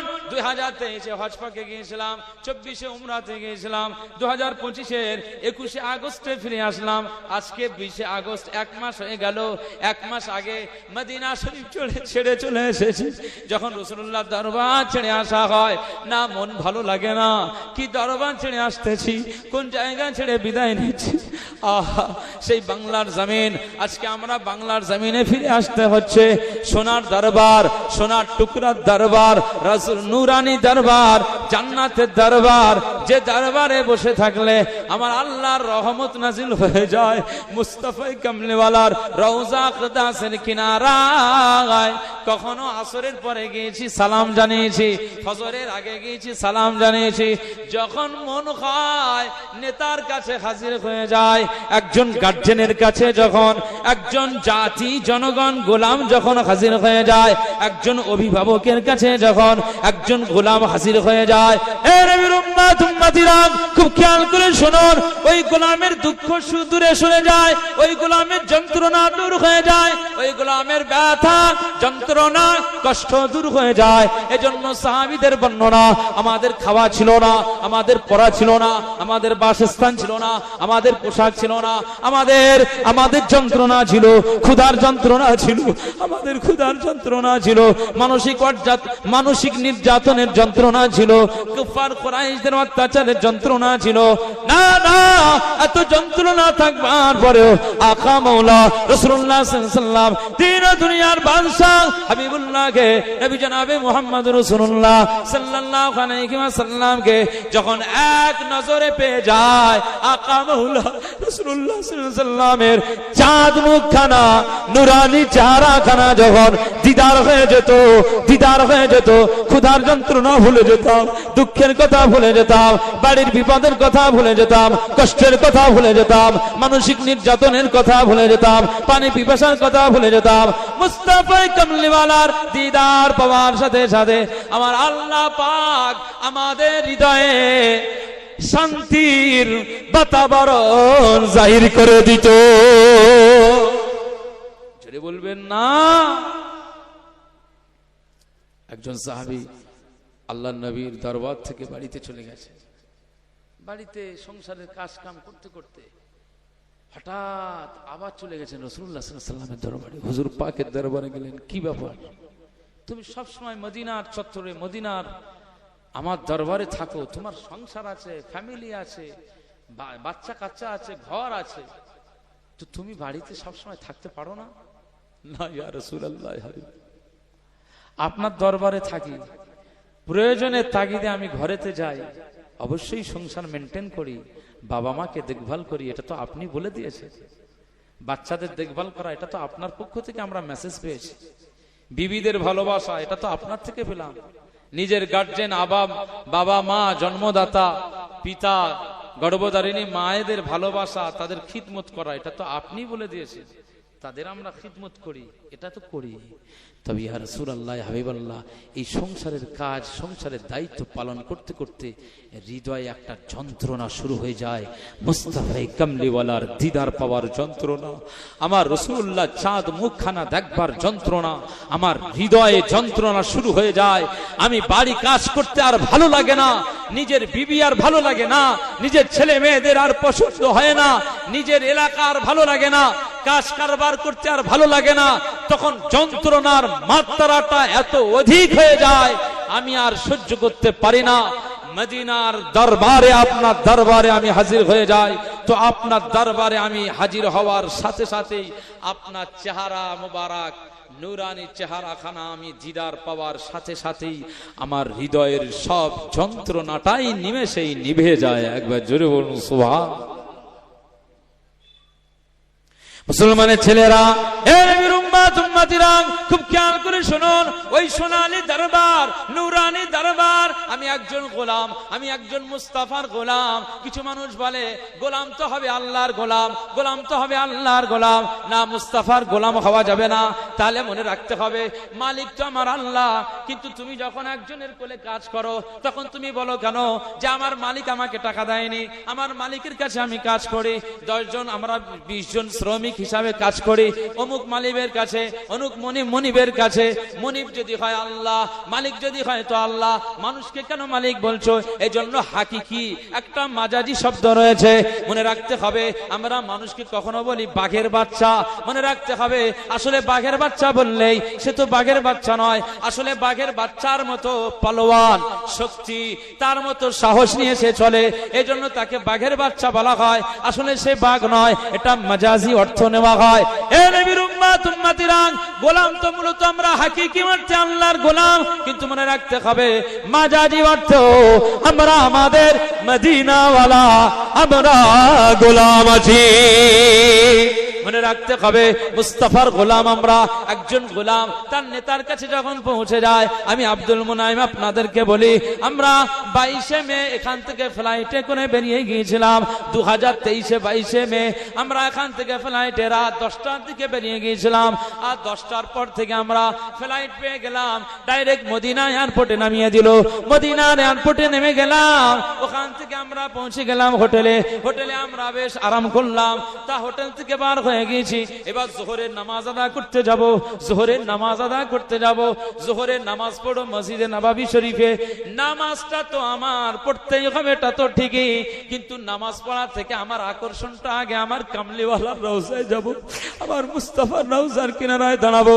দিন ও দুনিয়ার বাদশাহ হাবিবুল্লাহকে, নবী জনাবে মুহাম্মদ রাসূলুল্লাহ সাল্লাল্লাহু আলাইহি ওয়াসাল্লামকে জীবনে নাম শুনেছি, চোখে দেখিনি, জীবনে তার নামে দরুদ পড়েছি, চোখে দেখিনি, জীবনে তার নামের কালেমার জিকির করেছি, চোখে দেখে নাই, জীবনে কোরআনুল কারীমের ভিতরে মুহাম্মদুর রাসূলুল্লাহ শব্দ পেয়েছি, জীবনে চোখে দেখে নাই, যেখানে কোরআনুল কারীমের ভিতরে মা কানা মুহাম্মাদুন আবা আহাদিম মিন রিজালিকুম ওয়ালাকিন রাসূলুল্লাহি ওয়া খাতামান নবিয়্যিন, যে আয়াতে কারিমা তেলাওয়াত করেছি, জীবনে চোখে দেখে নাই। আজকে আমাদের মুস্তাফা কামলিওয়ালার রওজা আকদাসে যাব, আমার মনটা ভরাবো, আমার গোলামের কাছে দাঁড়াবো, কারণ আমি গোলাম আমার নেতার কাছে দাঁড়াবো। নূর নবীজির রওজা আকদাসে ঢুকবার সময় বাবু সালাম দিয়ে ঢুকতে হয়। বাংলাদেশিরা ঢোকে, পাকিস্তানিরা ঢোকে, আফগানিস্তানিরা ঢোকে, জার্মান জাপানিরা ঢোকে, ইন্দোনেশিয়ানরা ঢোকে, তাম বিশ্বের কান্ট্রি থেকে ঢোকে না, না, সমস্ত বিশ্বের মানুষগুলো তারা যায় আর সবাই নবীর উপরে সালাম জানায়। সবার মুখে জারি আসসালাতু ওয়াসসালামু আলাইকা ইয়া রাসূলুল্লাহ, আসসালাতু ওয়াসসালামু আলাইকা ইয়া হাবিবাল্লাহ, আসসালাতু ওয়াসসালামু আলাইকা ইয়া খায়রা খালকিল্লাহ, আসসালাতু ওয়াসসালামু আলাইকা ইয়া নবিয়াল্লাহ, আসসালাতু ওয়াসসালামু আলাইকা ইয়া ইমামাল মুরসালিন, আসসালাতু ওয়াসসালামু আলাইকা ইয়া খাতামান নবিয়্যিন, আসসালাতু ওয়াসসালামু আলাইকা ইয়া সাইয়্যিদাল মুরসালিন। এইভাবে সব সালাম জানায়। ইন্দোনেশিয়ানদের জবানে জারি আসসালাতু ওয়াসসালামু আলাইকা ইয়া রাসূলুল্লাহ, বাংলাদেশীদের জবানে জারি, ভারতবর্ষের মানুষদের মুখে জারে, আমরা বাঙালিরা আমাদের মুখে জারে। সবাই একদিকে, তাদের চেহারাখানা বাম দিকে, বাম দিকে, কারণ বাম দিকের সোনালী জালি দিয়ে আমার মুস্তাফার রওজা আকদাস দেখা যায়, ওই গলিটা দিয়ে আমার রাসূলুল্লাহর সালাম দেওয়া হয়।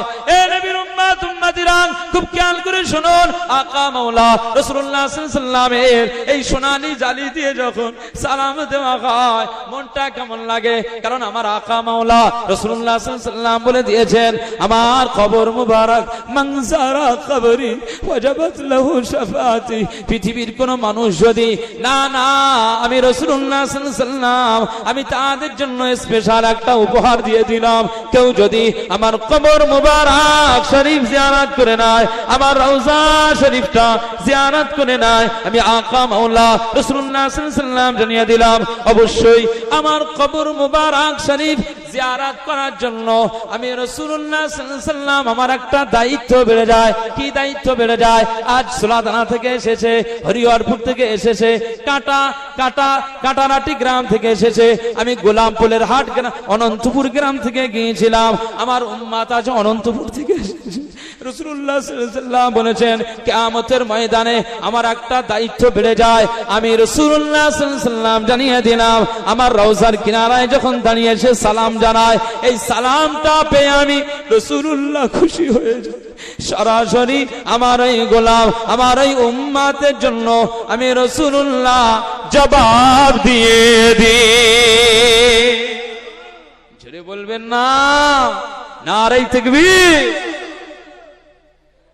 কিয়ামতের ময়দানে আমার একটা দায়িত্ব বেড়ে যায়। আমি রাসূলুল্লাহ সাল্লাল্লাহু আলাইহি ওয়াসাল্লাম আমি আমার ওই সমস্ত উম্মাতিদেরকে আমি ডেকে ডেকে ডেকে ডেকে আমার আল্লাহকে বলবো, আল্লাহ এই উম্মাতগুলো আমার কবর মুবারক জিয়ারত করেছিল, সুতরাং শাফাআতি ওয়াজাবাত লাহু শাফাআতি, আমার শাফাআতটা আজকে এই জিয়ারতকারী উম্মাতের জন্য আল্লাহ আপনি কবুল করে নিন। মুস্তাফায়ে কামলিওয়ালা কিয়ামতের ময়দানে যখন সুপারিশ করবেন, যখন শাফাআত করবেন, যখন সুপারিশ করবেন, যখন শাফাআত করবেন, মুস্তাফার কথা আমার আল্লাহ ফেলে দেবেন না। আপনার লোকাল এলাকার নেতাদের কথা নেতাদের খুঁজে পাবেন না, এমএলএ খুঁজে পাবেন না, এমপি খুঁজে পাবেন না, ব্যারিস্টার খুঁজে পাবেন না, এসডিও খুঁজে পাবেন না, এখানে মিনিস্টারকে পাবেন না, না না অর্থমন্ত্রী পাবেন না, শিল্পমন্ত্রী পাবেন না, শিক্ষামন্ত্রী পাবেন না, মুখ্যমন্ত্রী পাবেন না, প্রাইম মিনিস্টার পাবেন না, কোন নেতা আপনি খুঁজে পাবেন না। সেই দিনে একমাত্র আপনার নেতা, আমার নেতা, সকলের নেতা, কামলিওয়ালা দিন ও দুনিয়ার বাদশা হাবিবুল্লাহ নবী জনাবে মুহাম্মদ রাসূলুল্লাহ সাল্লাল্লাহু আলাইহি ওয়াসাল্লাম, যিনি আমাদের জন্য সুপারিশ করবেন, আপনার জন্য সুপারিশ করবেন, যার জন্য আমার আল্লাহ পাকের দরবারে সুপারিশই করবেন, তার সুপারিশটা আমার আল্লাহ পাকের আরশে আজিমের মহানতম আদালতে কবুল হয়ে যাবে। ছেড়ে বলবেন না সুবহানাল্লাহ। রাসূলুল্লাহ সাল্লাল্লাহু আলাইহি ওয়াসাল্লামের সুপারিশটা সেদিন কবুল হয়ে যাবে। এই জন্য রাসূলুল্লাহ রওজা আকদাস জিয়ারতের জন্য আপনাদের টাকা অর্থ সম্পদ আছে, একবার চেষ্টা করেন। আরে 1.5 লাখ টাকা খরচ হবে, উমরাতে চলে যান, আপনার নূর নবীজির রওজার কিনারায় দাঁড়াতে পারবেন। আমার তো মনে হয়েছিল যখন আমি প্রবেশ করেছি, না আমি প্রবেশ করবার পরে আমার মনে হয়েছে দুনিয়ার আমি কোনো সাধারণ কোনো জায়গায় নেই, বরং আমি যেন জান্নাতের ভিতরে ঢুকে পড়েছি। একবার জোরে বলুন সুবহানাল্লাহ। সেই মুস্তাফায়ে কামলিওয়ালার একটু আলোচনা হচ্ছে, যতক্ষণ একটু মাহফিলের ভিতর থেকে আমরা সেই মুস্তাফার শানে একটু দরুদ শরীফ পড়ি। পড়বেন তো ইনশাআল্লাহ? মহব্বতে পড়েন, আল্লাহুম্মা সাল্লি আলা সাইয়্যিদিনা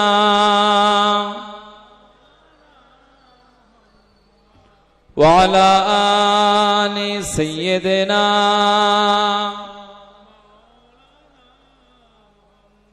সবাই আমার সাথে একটু পড়েন, সাল্লি আলা সাল্লি আলা সাল্লি আলা সাল্লি আলা। এটা হচ্ছে নূর নবীজির একটা দরুদ।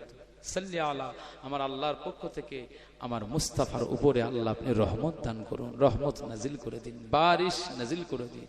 একবার জোরে বলুন সুবহানাল্লাহ। খায়রুল ওয়ারা নূরুল হুদা, খায়রুল ওয়ারা নূরুল হুদা, সাল্লি আলা সাল্লি আলা শামসুদ দুহা বদরুদ দুজা, শামসুদ দুহা বদরুদ দুজা, সাল্লি আলা সাল্লি আলা সাল্লি আলা সাল্লি আলা সাল্লি আলা সাল্লি আলা সাল্লি আলা সাল্লি আলা সাল্লি আলা। ইয়া মুস্তাফা সদরুল উলা, ইয়া মুস্তাফা সদরুল উলা, সাল্লি আলা সাল্লি আলা সাল্লি আলা সাল্লি আলা।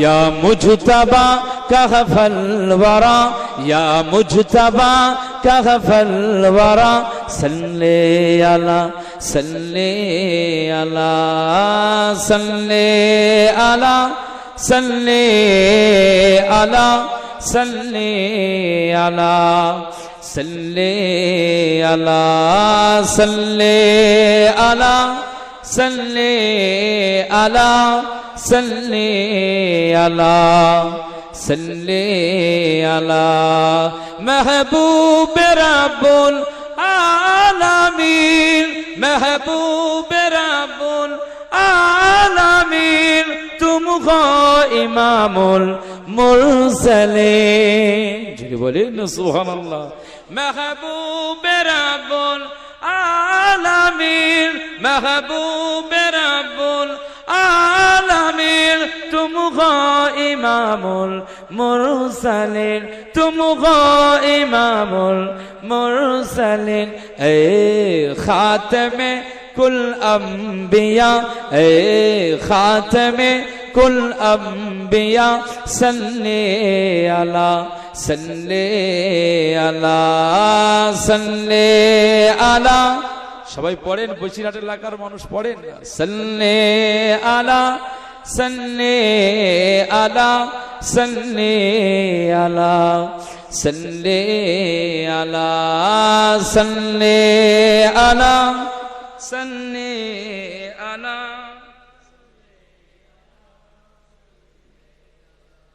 तुम हो बहारे जा फिजा तुम हो बहारे जा फिजा सारा जगह तुमसे सजा सारा जगह तुमसे सजा ए जीनते अर्ज़ो समा ए जीनते अर्ज़ो समा सल्ले अला सल्ले अला सल्ले अला सल्ले अला सल्ले अला सल्ले अला सल्ले अला सल्ले अला सल्ले अला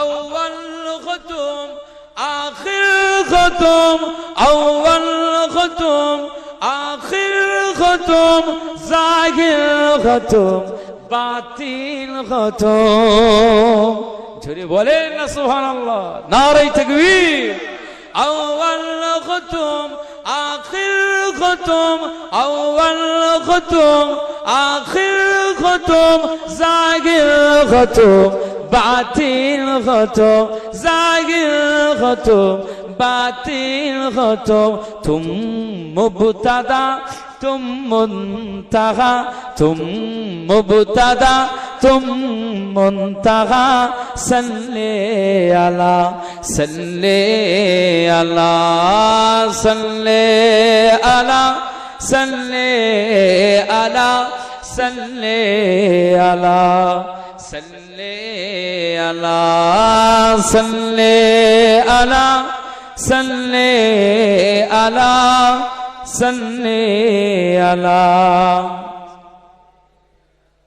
कुदरत के तुम शाह कर गम कुदरत के तुम शाह कर गम खलकत के तुम सरदार हो जुड़े बोले न सुभान अल्लाह अल्लाह आज के मुस्तफा सारा जगतेर सृष्टिर भितरे तानाके आमार आल्लाह सरदार करे दिएछे एकबार जोरे बोलुन सुबहानाल्लाह कुदरत के तुम शाह कर गो कुदरत के तुम शाह कर गो खलकत के तुम सरदार हो खलकत के तुम सरदार हो तुम हो सारा पामो जजा तुम हो सारा पामो जजा सल्ले अला सल्ले अला सल्ले अला सल्ले अला सल्ले अला सल्ले अला सल्ले अला सल्ले अला सल्ले अला सल्ले अला खैरुल वरा नूरुल हुदा খায়রুল ওয়ারা নূরুল হুদা সাল্লি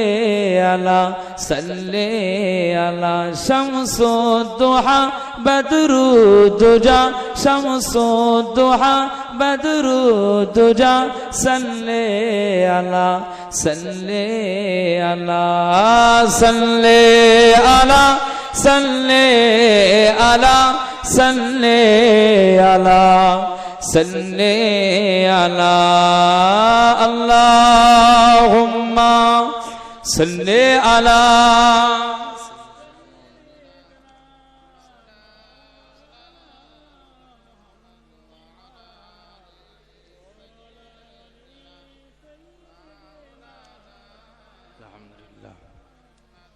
আলহামদুলিল্লাহ। আমার দিনদার ইমানদার ভাইরা, নেককার আল্লাহওয়ালা বাবাজিরা, অনেক কিছু আমি গুছিয়ে আলোচনা করতে গেলে হয়তো সময় সেইভাবে আর পাওয়া যাবে না। আমি যেটা বলতে চাইছিলাম, আমরা কষ্ট পেলে বাড়িতে গিয়ে মাকে বলবো, মা আমি অমুক জায়গাতে মাহফিলে গিয়েছিলাম, এরকম তর্ক বিতর্কে জড়িয়ে গিয়েছিলাম, আমার উপরে এমনকি আক্রমণাত্মক মেজাজ। মা আমাকে সান্ত্বনা দেবে না? দেবে না? নূর নবীজি যখন মক্কার জমিনে মানুষের কাছে কালিমা প্রচার করছেন, ঠিক সেই মুহূর্তে আবু লাহাব যদি পাগল বলে নিজের চাচা, কষ্ট হবে না? হবে না? বাচ্চাদেরকে পাগল বলা হচ্ছে, কষ্ট হবে না? হবে না? আহা, মুস্তাফা কামলিওয়ালা নিজের আব্বাকে হারিয়ে ফেললেন। 6 বছর বয়সে নিজের আম্মা জানা আমেনা রাদিয়াল্লাহু আনহা তিনিও চলে গেলেন। 8 বছর বয়সে নিজের দাদুজি আব্দুল মুত্তালিব রাদিয়াল্লাহু আনহু তিনিও ইন্তেকাল হলেন।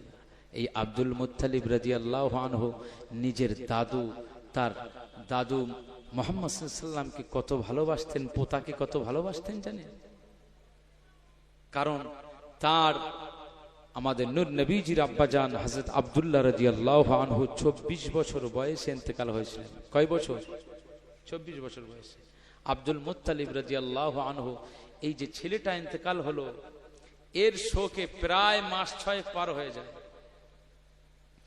নূর নবীজি মুহাম্মদ সাল্লাল্লাহু আলাইহি ওয়াসাল্লাম যেদিনে ভূমিষ্ঠ হলেন, এই ভূমিষ্ঠ হওয়ার পরে আম্মা জান আমেনা রাদিয়াল্লাহু আনহা, তিনি বৌমা, তিনি বললেন, যাও আমার মুহাম্মদ সাল্লাল্লাহু আলাইহি ওয়াসাল্লাম জন্ম নিয়েছে, একটু এর দাদুর কাছে শুনিয়ে দাও।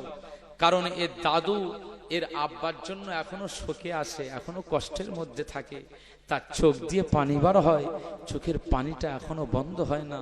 সুতরাং এর দাদুর কাছে সংবাদ দিয়ে দাও। এই বেটা মুহাম্মদ সাল্লাল্লাহু আলাইহি ওয়াসাল্লামের সংবাদ পেয়ে দাদু খুশি হয়ে যাবে। একবার জোরে বলুন সুবহান। হযরত আব্দুল মুত্তালিব রাদিয়াল্লাহু আনহুর কাছে যখন সংবাদ গেল, ভোরবেলাতে বেটা মুহাম্মদ সাল্লাল্লাহু আলাইহি ওয়াসাল্লাম ভূমিষ্ঠ হলেন, নূর নবীজির আগমন হয়েছে। মুসলমানের ছেলেরা, এ নবীর উম্মত উম্মতিরা, খুব খেয়াল করে শুনুন।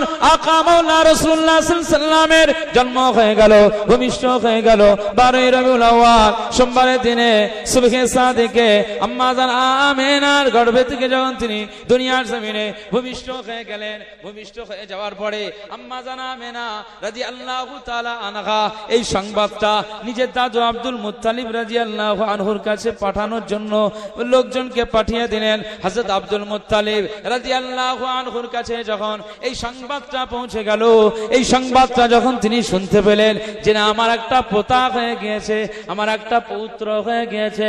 এ নবীর উম্মত উম্মতিরা, খুব খেয়াল করে শুনুন। এই পর্যায়ে আব্দুল মুত্তালিব রাদিয়াল্লাহু তাআলা আনহু তিনি যখন শুনতে পেলেন যে না, আমার বেটা আব্দুল্লাহ ইন্তেকাল হয়ে গিয়েছে, তার ঔরসে একটা বেটা এসেছে, একটা পুত্র সন্তান জন্ম নিয়েছে, হযরত আব্দুল মুত্তালিব রাদিয়াল্লাহু আনহুর এতদিনের কষ্টটা, এতদিনের মনের বেদনাটা, নিজের পোতা জন্মের কারণে তার সেই কষ্টটা নিভে গিয়েছে। এবারে তিনি খুশিতে বাগেবাগ হয়ে গিয়েছে। মুসলমানের ছেলেরা, এ নবীর উম্মত উম্মতিরা খুব খেয়াল করে শুনুন, হযরত আব্দুল মুত্তালিব রাদিয়াল্লাহু তাআলা আনহু ছুটে চলে আসলেন, বৌমার ঘরের কিনারায় দাঁড়িয়ে গেলেন, দরওয়াজা থেকে অনুমতি নিতে চাইলেন। ও বৌমা আমেনা, আজকে আমি আপনার ঘরে প্রবেশ করতে পারি? আমি আব্দুল মুত্তালিব রাদিয়াল্লাহু আনহু, আজকে আমার ছোট বেটা আব্দুল্লাহ রাদিয়াল্লাহু আনহু ইন্তেকাল হয়ে গেল, তার শোক আমি এখনো ভুলতে পারি না, তার কথা আমি এখনো ভুলতে পারি না। সে আমার ছোট ছেলে, ছোট বেটা, দুনিয়ার জমিন থেকে বেরিয়ে গিয়েছে, আমার আল্লাহ তাকে উঠিয়ে নিয়েছেন, তার কথা আমি ভুলতে পারি না। বৌমা আমেনা রাদিয়াল্লাহু তাআলা আনহা আজকে খুশির সংবাদ পেলাম, তার উরসে একটা ছোট্ট আমার আল্লাহ পাক একটা পুত্র সন্তান দিয়ে দিয়েছে। মা আমেনা রাদিয়াল্লাহু তাআলা আনহা, ও বৌমা, আজকে কি আমি আপনার ওই বাচ্চাটাকে, আমার ওই পোতাটাকে আমি দেখার জন্য ঘরে কি প্রবেশ করতে পারি? অনুমতি দিন। আম্মা জান আমেনা রাদিয়াল্লাহু তাআলা আনহা অনুমতি দিয়ে দিলেন। এই সময় আব্দুল মুত্তালিব রাদিয়াল্লাহু তাআলা আনহু ঘরেতে প্রবেশ করলেন। আর বৌমা আমেনা রাদিয়াল্লাহু তাআলা আনহার কোল মুবারক থেকে একটা সুন্দর কাপড় জড়িয়ে না বৌমা এবারে শ্বশুরের কোলে তুলে দিচ্ছেন হযরত আব্দুল মুত্তালিব রাদিয়াল্লাহু তাআলা আনহু। ওই যে কলিজার টুকরা নাতি, কলিজার টুকরা পোতা মুহাম্মদ সাল্লাল্লাহু আলাইহি ওয়াসাল্লামকে কোলে নিয়ে যখন এক নজরে তার চেহারাখানাতে দেখলেন, হযরত আব্দুল মুত্তালিব কেঁদে ফেললেন। এই কান্নাটা আনন্দের কান্না, এই চোখের পানিটা আনন্দের চোখের পানি, খুশিতে মাতোয়ারা হয়ে গিয়েছেন আব্দুল মুত্তালিব। আমার আল্লাহর শুকরিয়া আদায় করলেন। মনে রাখতে হবে, মক্কার জমিনে যে কাবা ঘর রয়েছে, আজকে আমাদের মসজিদের যিনি সেক্রেটারি, সম্মান আছে না নাই? মসজিদ থেকে ইনকাম হয়তো তিনি পান না, কিন্তু মসজিদের সেক্রেটারি হওয়ার কারণে একটা সম্মান পেয়ে যায়, মসজিদের একজন মুতাওয়াল্লি একটা সম্মান পেয়ে যায়। এ নবীর উম্মত উম্মতিরা, এজন্য মনে রাখতে হবে, পৃথিবীর শ্রেষ্ঠ ঘর যে ঘরটাকে আমার আল্লাহ বাইতুল্লাহ করে দিয়েছে, খানায়ে কাবা বাইতুল্লাহ, तमाम জগৎবাসীর জন্য বরকতার হেদায়েতের জায়গা কাবা বাইতুল্লাহকে বানিয়ে দিয়েছে। জোরে বলবেন না সুবহানাল্লাহ। ইন্না আউওয়ালা বাইতিন উযিআ লিন-নাস লাল্লাযী বিবাক্কাতা মুবারাকান ওয়া হুদাল লিল আলামিন। কোরআনের ভাষায় বাক্কা, আগে নাম ছিল বাক্কা, এখন সেই বাক্কা নাম চেঞ্জ হয়ে গেছে মক্কাতুল মুকাররমা। একবার জোরে বলুন সুবহানাল্লাহ।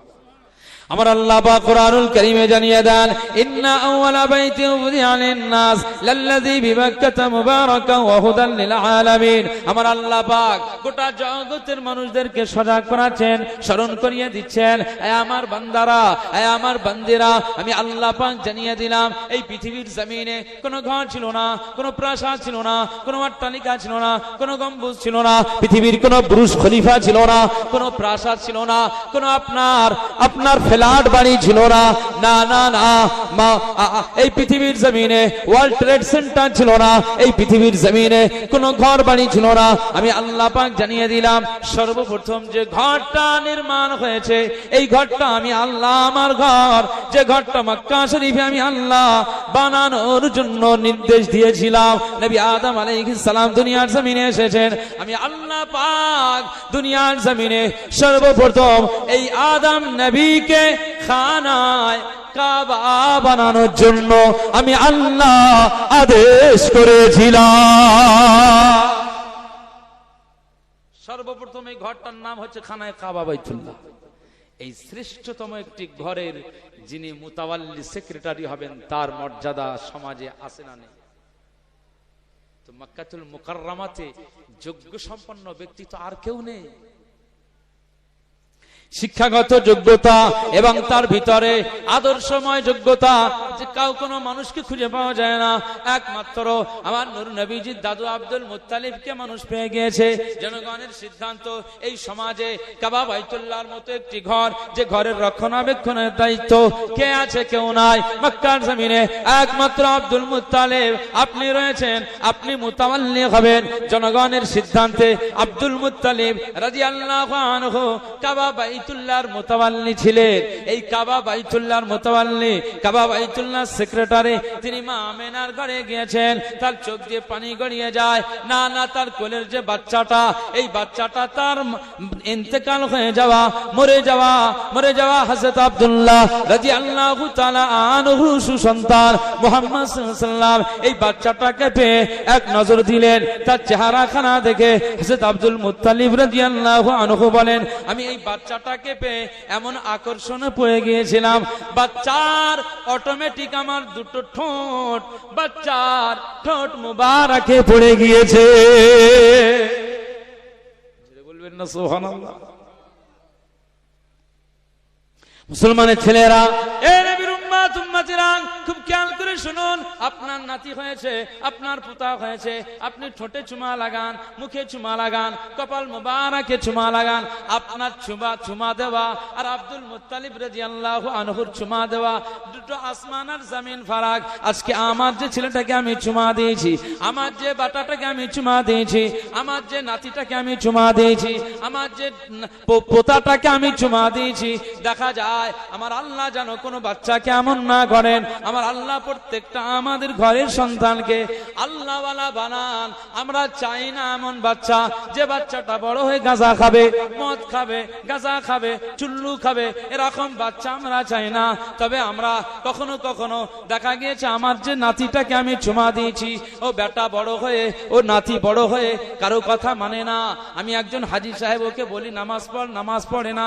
ওকে বলি তুই যে লটারি কাটি সেটা কাটবি না বাবা, ও আমার কথা শোনে না। এরকম হয়ে গিয়েছে, লম্পট শ্রেণীর হয়ে গেল।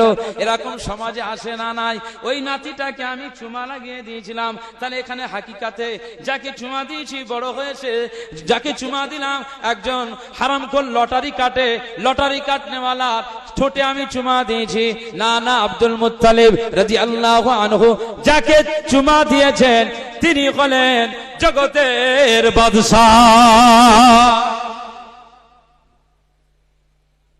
জগতের বাদশার ঠোঁটে হযরত আব্দুল মুত্তালিব রাদিয়াল্লাহু আনহু চুমা লাগিয়েছে। তার চুমার মর্যাদা আমাদের চুমা দুটো সমান।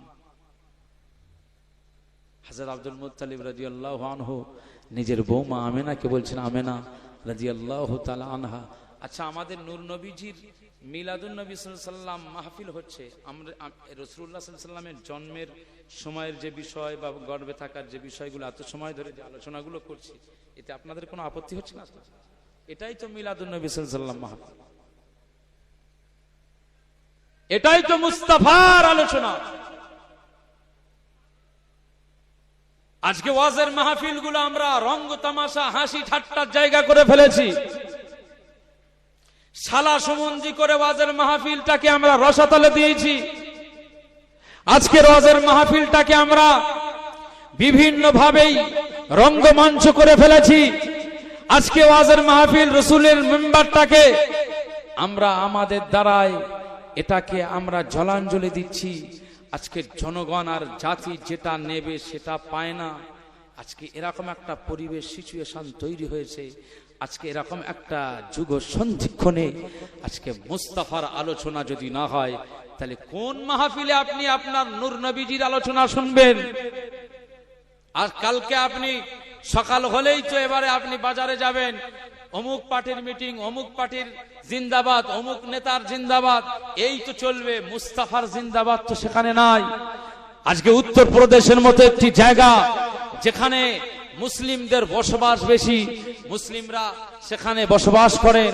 আজকে ইউপির মতো জায়গা যেখানে সবচেয়ে বড় একটি মাদ্রাসা আছে, আমাদের হানাফি ঘরানার মাদ্রাসা, উলামায়ে দেওবন্দের, হাক্কানি দেওবন্দের মাদ্রাসা, এই মাদ্রাসার মতো এই ইউপিতে যে এত বড় মাদ্রাসা যেখানে ইলমের সেন্টার আছে, সেই রাজ্যে আজকে জালিম সরকারের পক্ষ থেকে মুসলমানদের উপরে আঘাত হানা হচ্ছে। আজকে শুধুমাত্র একজন ব্যক্তি আই লাভ মুহাম্মদ সাল্লাল্লাহু আলাইহি ওয়াসাল্লাম, শুধু এই কথাটা, এই লেখাটা একটা ব্যানারে শুধু টাঙিয়েছেন একটা জায়গায়, সম্ভবত উত্তরপ্রদেশের কানপুর সৈয়দাবাদ এরকম একটা জায়গাতে তিনি শুধু ব্যানারে এটা বহিঃপ্রকাশ যে আই লাভ মুহাম্মদ সাল্লাল্লাহু আলাইহি ওয়াসাল্লাম। আসলে আমরা আমাদের মুস্তাফায়ে কামলিওয়ালাকে ইস্তেহারের মাধ্যমে আমরা ভালোবাসার নমুনা দেখাতে চাই না, আমরা ব্যানারে আই লাভ মুহাম্মদ সাল্লাল্লাহু আলাইহি ওয়াসাল্লাম এটা লিখিয়ে দিয়ে এটাকে দেখিয়ে আমরা ভালোবাসার পরিচয় দিতে চাই না, বরং আই লাভ মুহাম্মদ সাল্লাল্লাহু আলাইহি ওয়াসাল্লামকে আমরা হৃদয়ের মধ্যে ভালোবাসার স্থান করে দিয়েই এই পৃথিবীর জমিনে আমরা ভালোবাসার প্রকাশ করতে চাই। একবার জোরে বলুন সুবহান। আজকে একটা ব্যানার টাঙিয়েছে, তার জন্য এফআইআর করেছে 18-20 জনের নামে।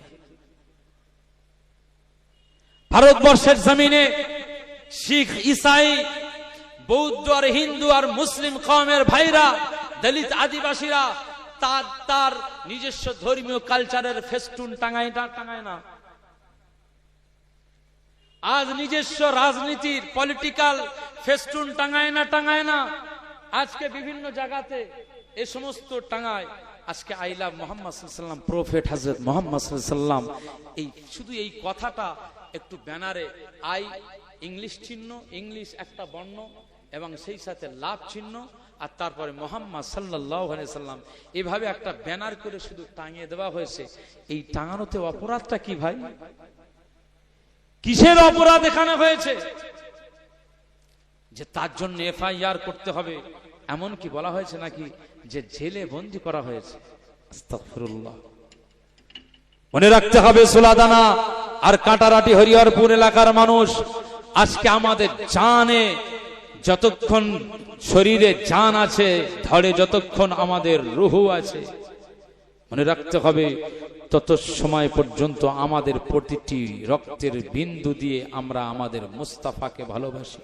মুস্তাফার কদমের নিচেতে আমরা আমাদের প্রতিটি, একটু তাকবীর, একটু সকলে দাঁড়িয়ে যান, আওলাদে মুজাদ্দিদ তাকবীর দেন, নারে তাকবীর,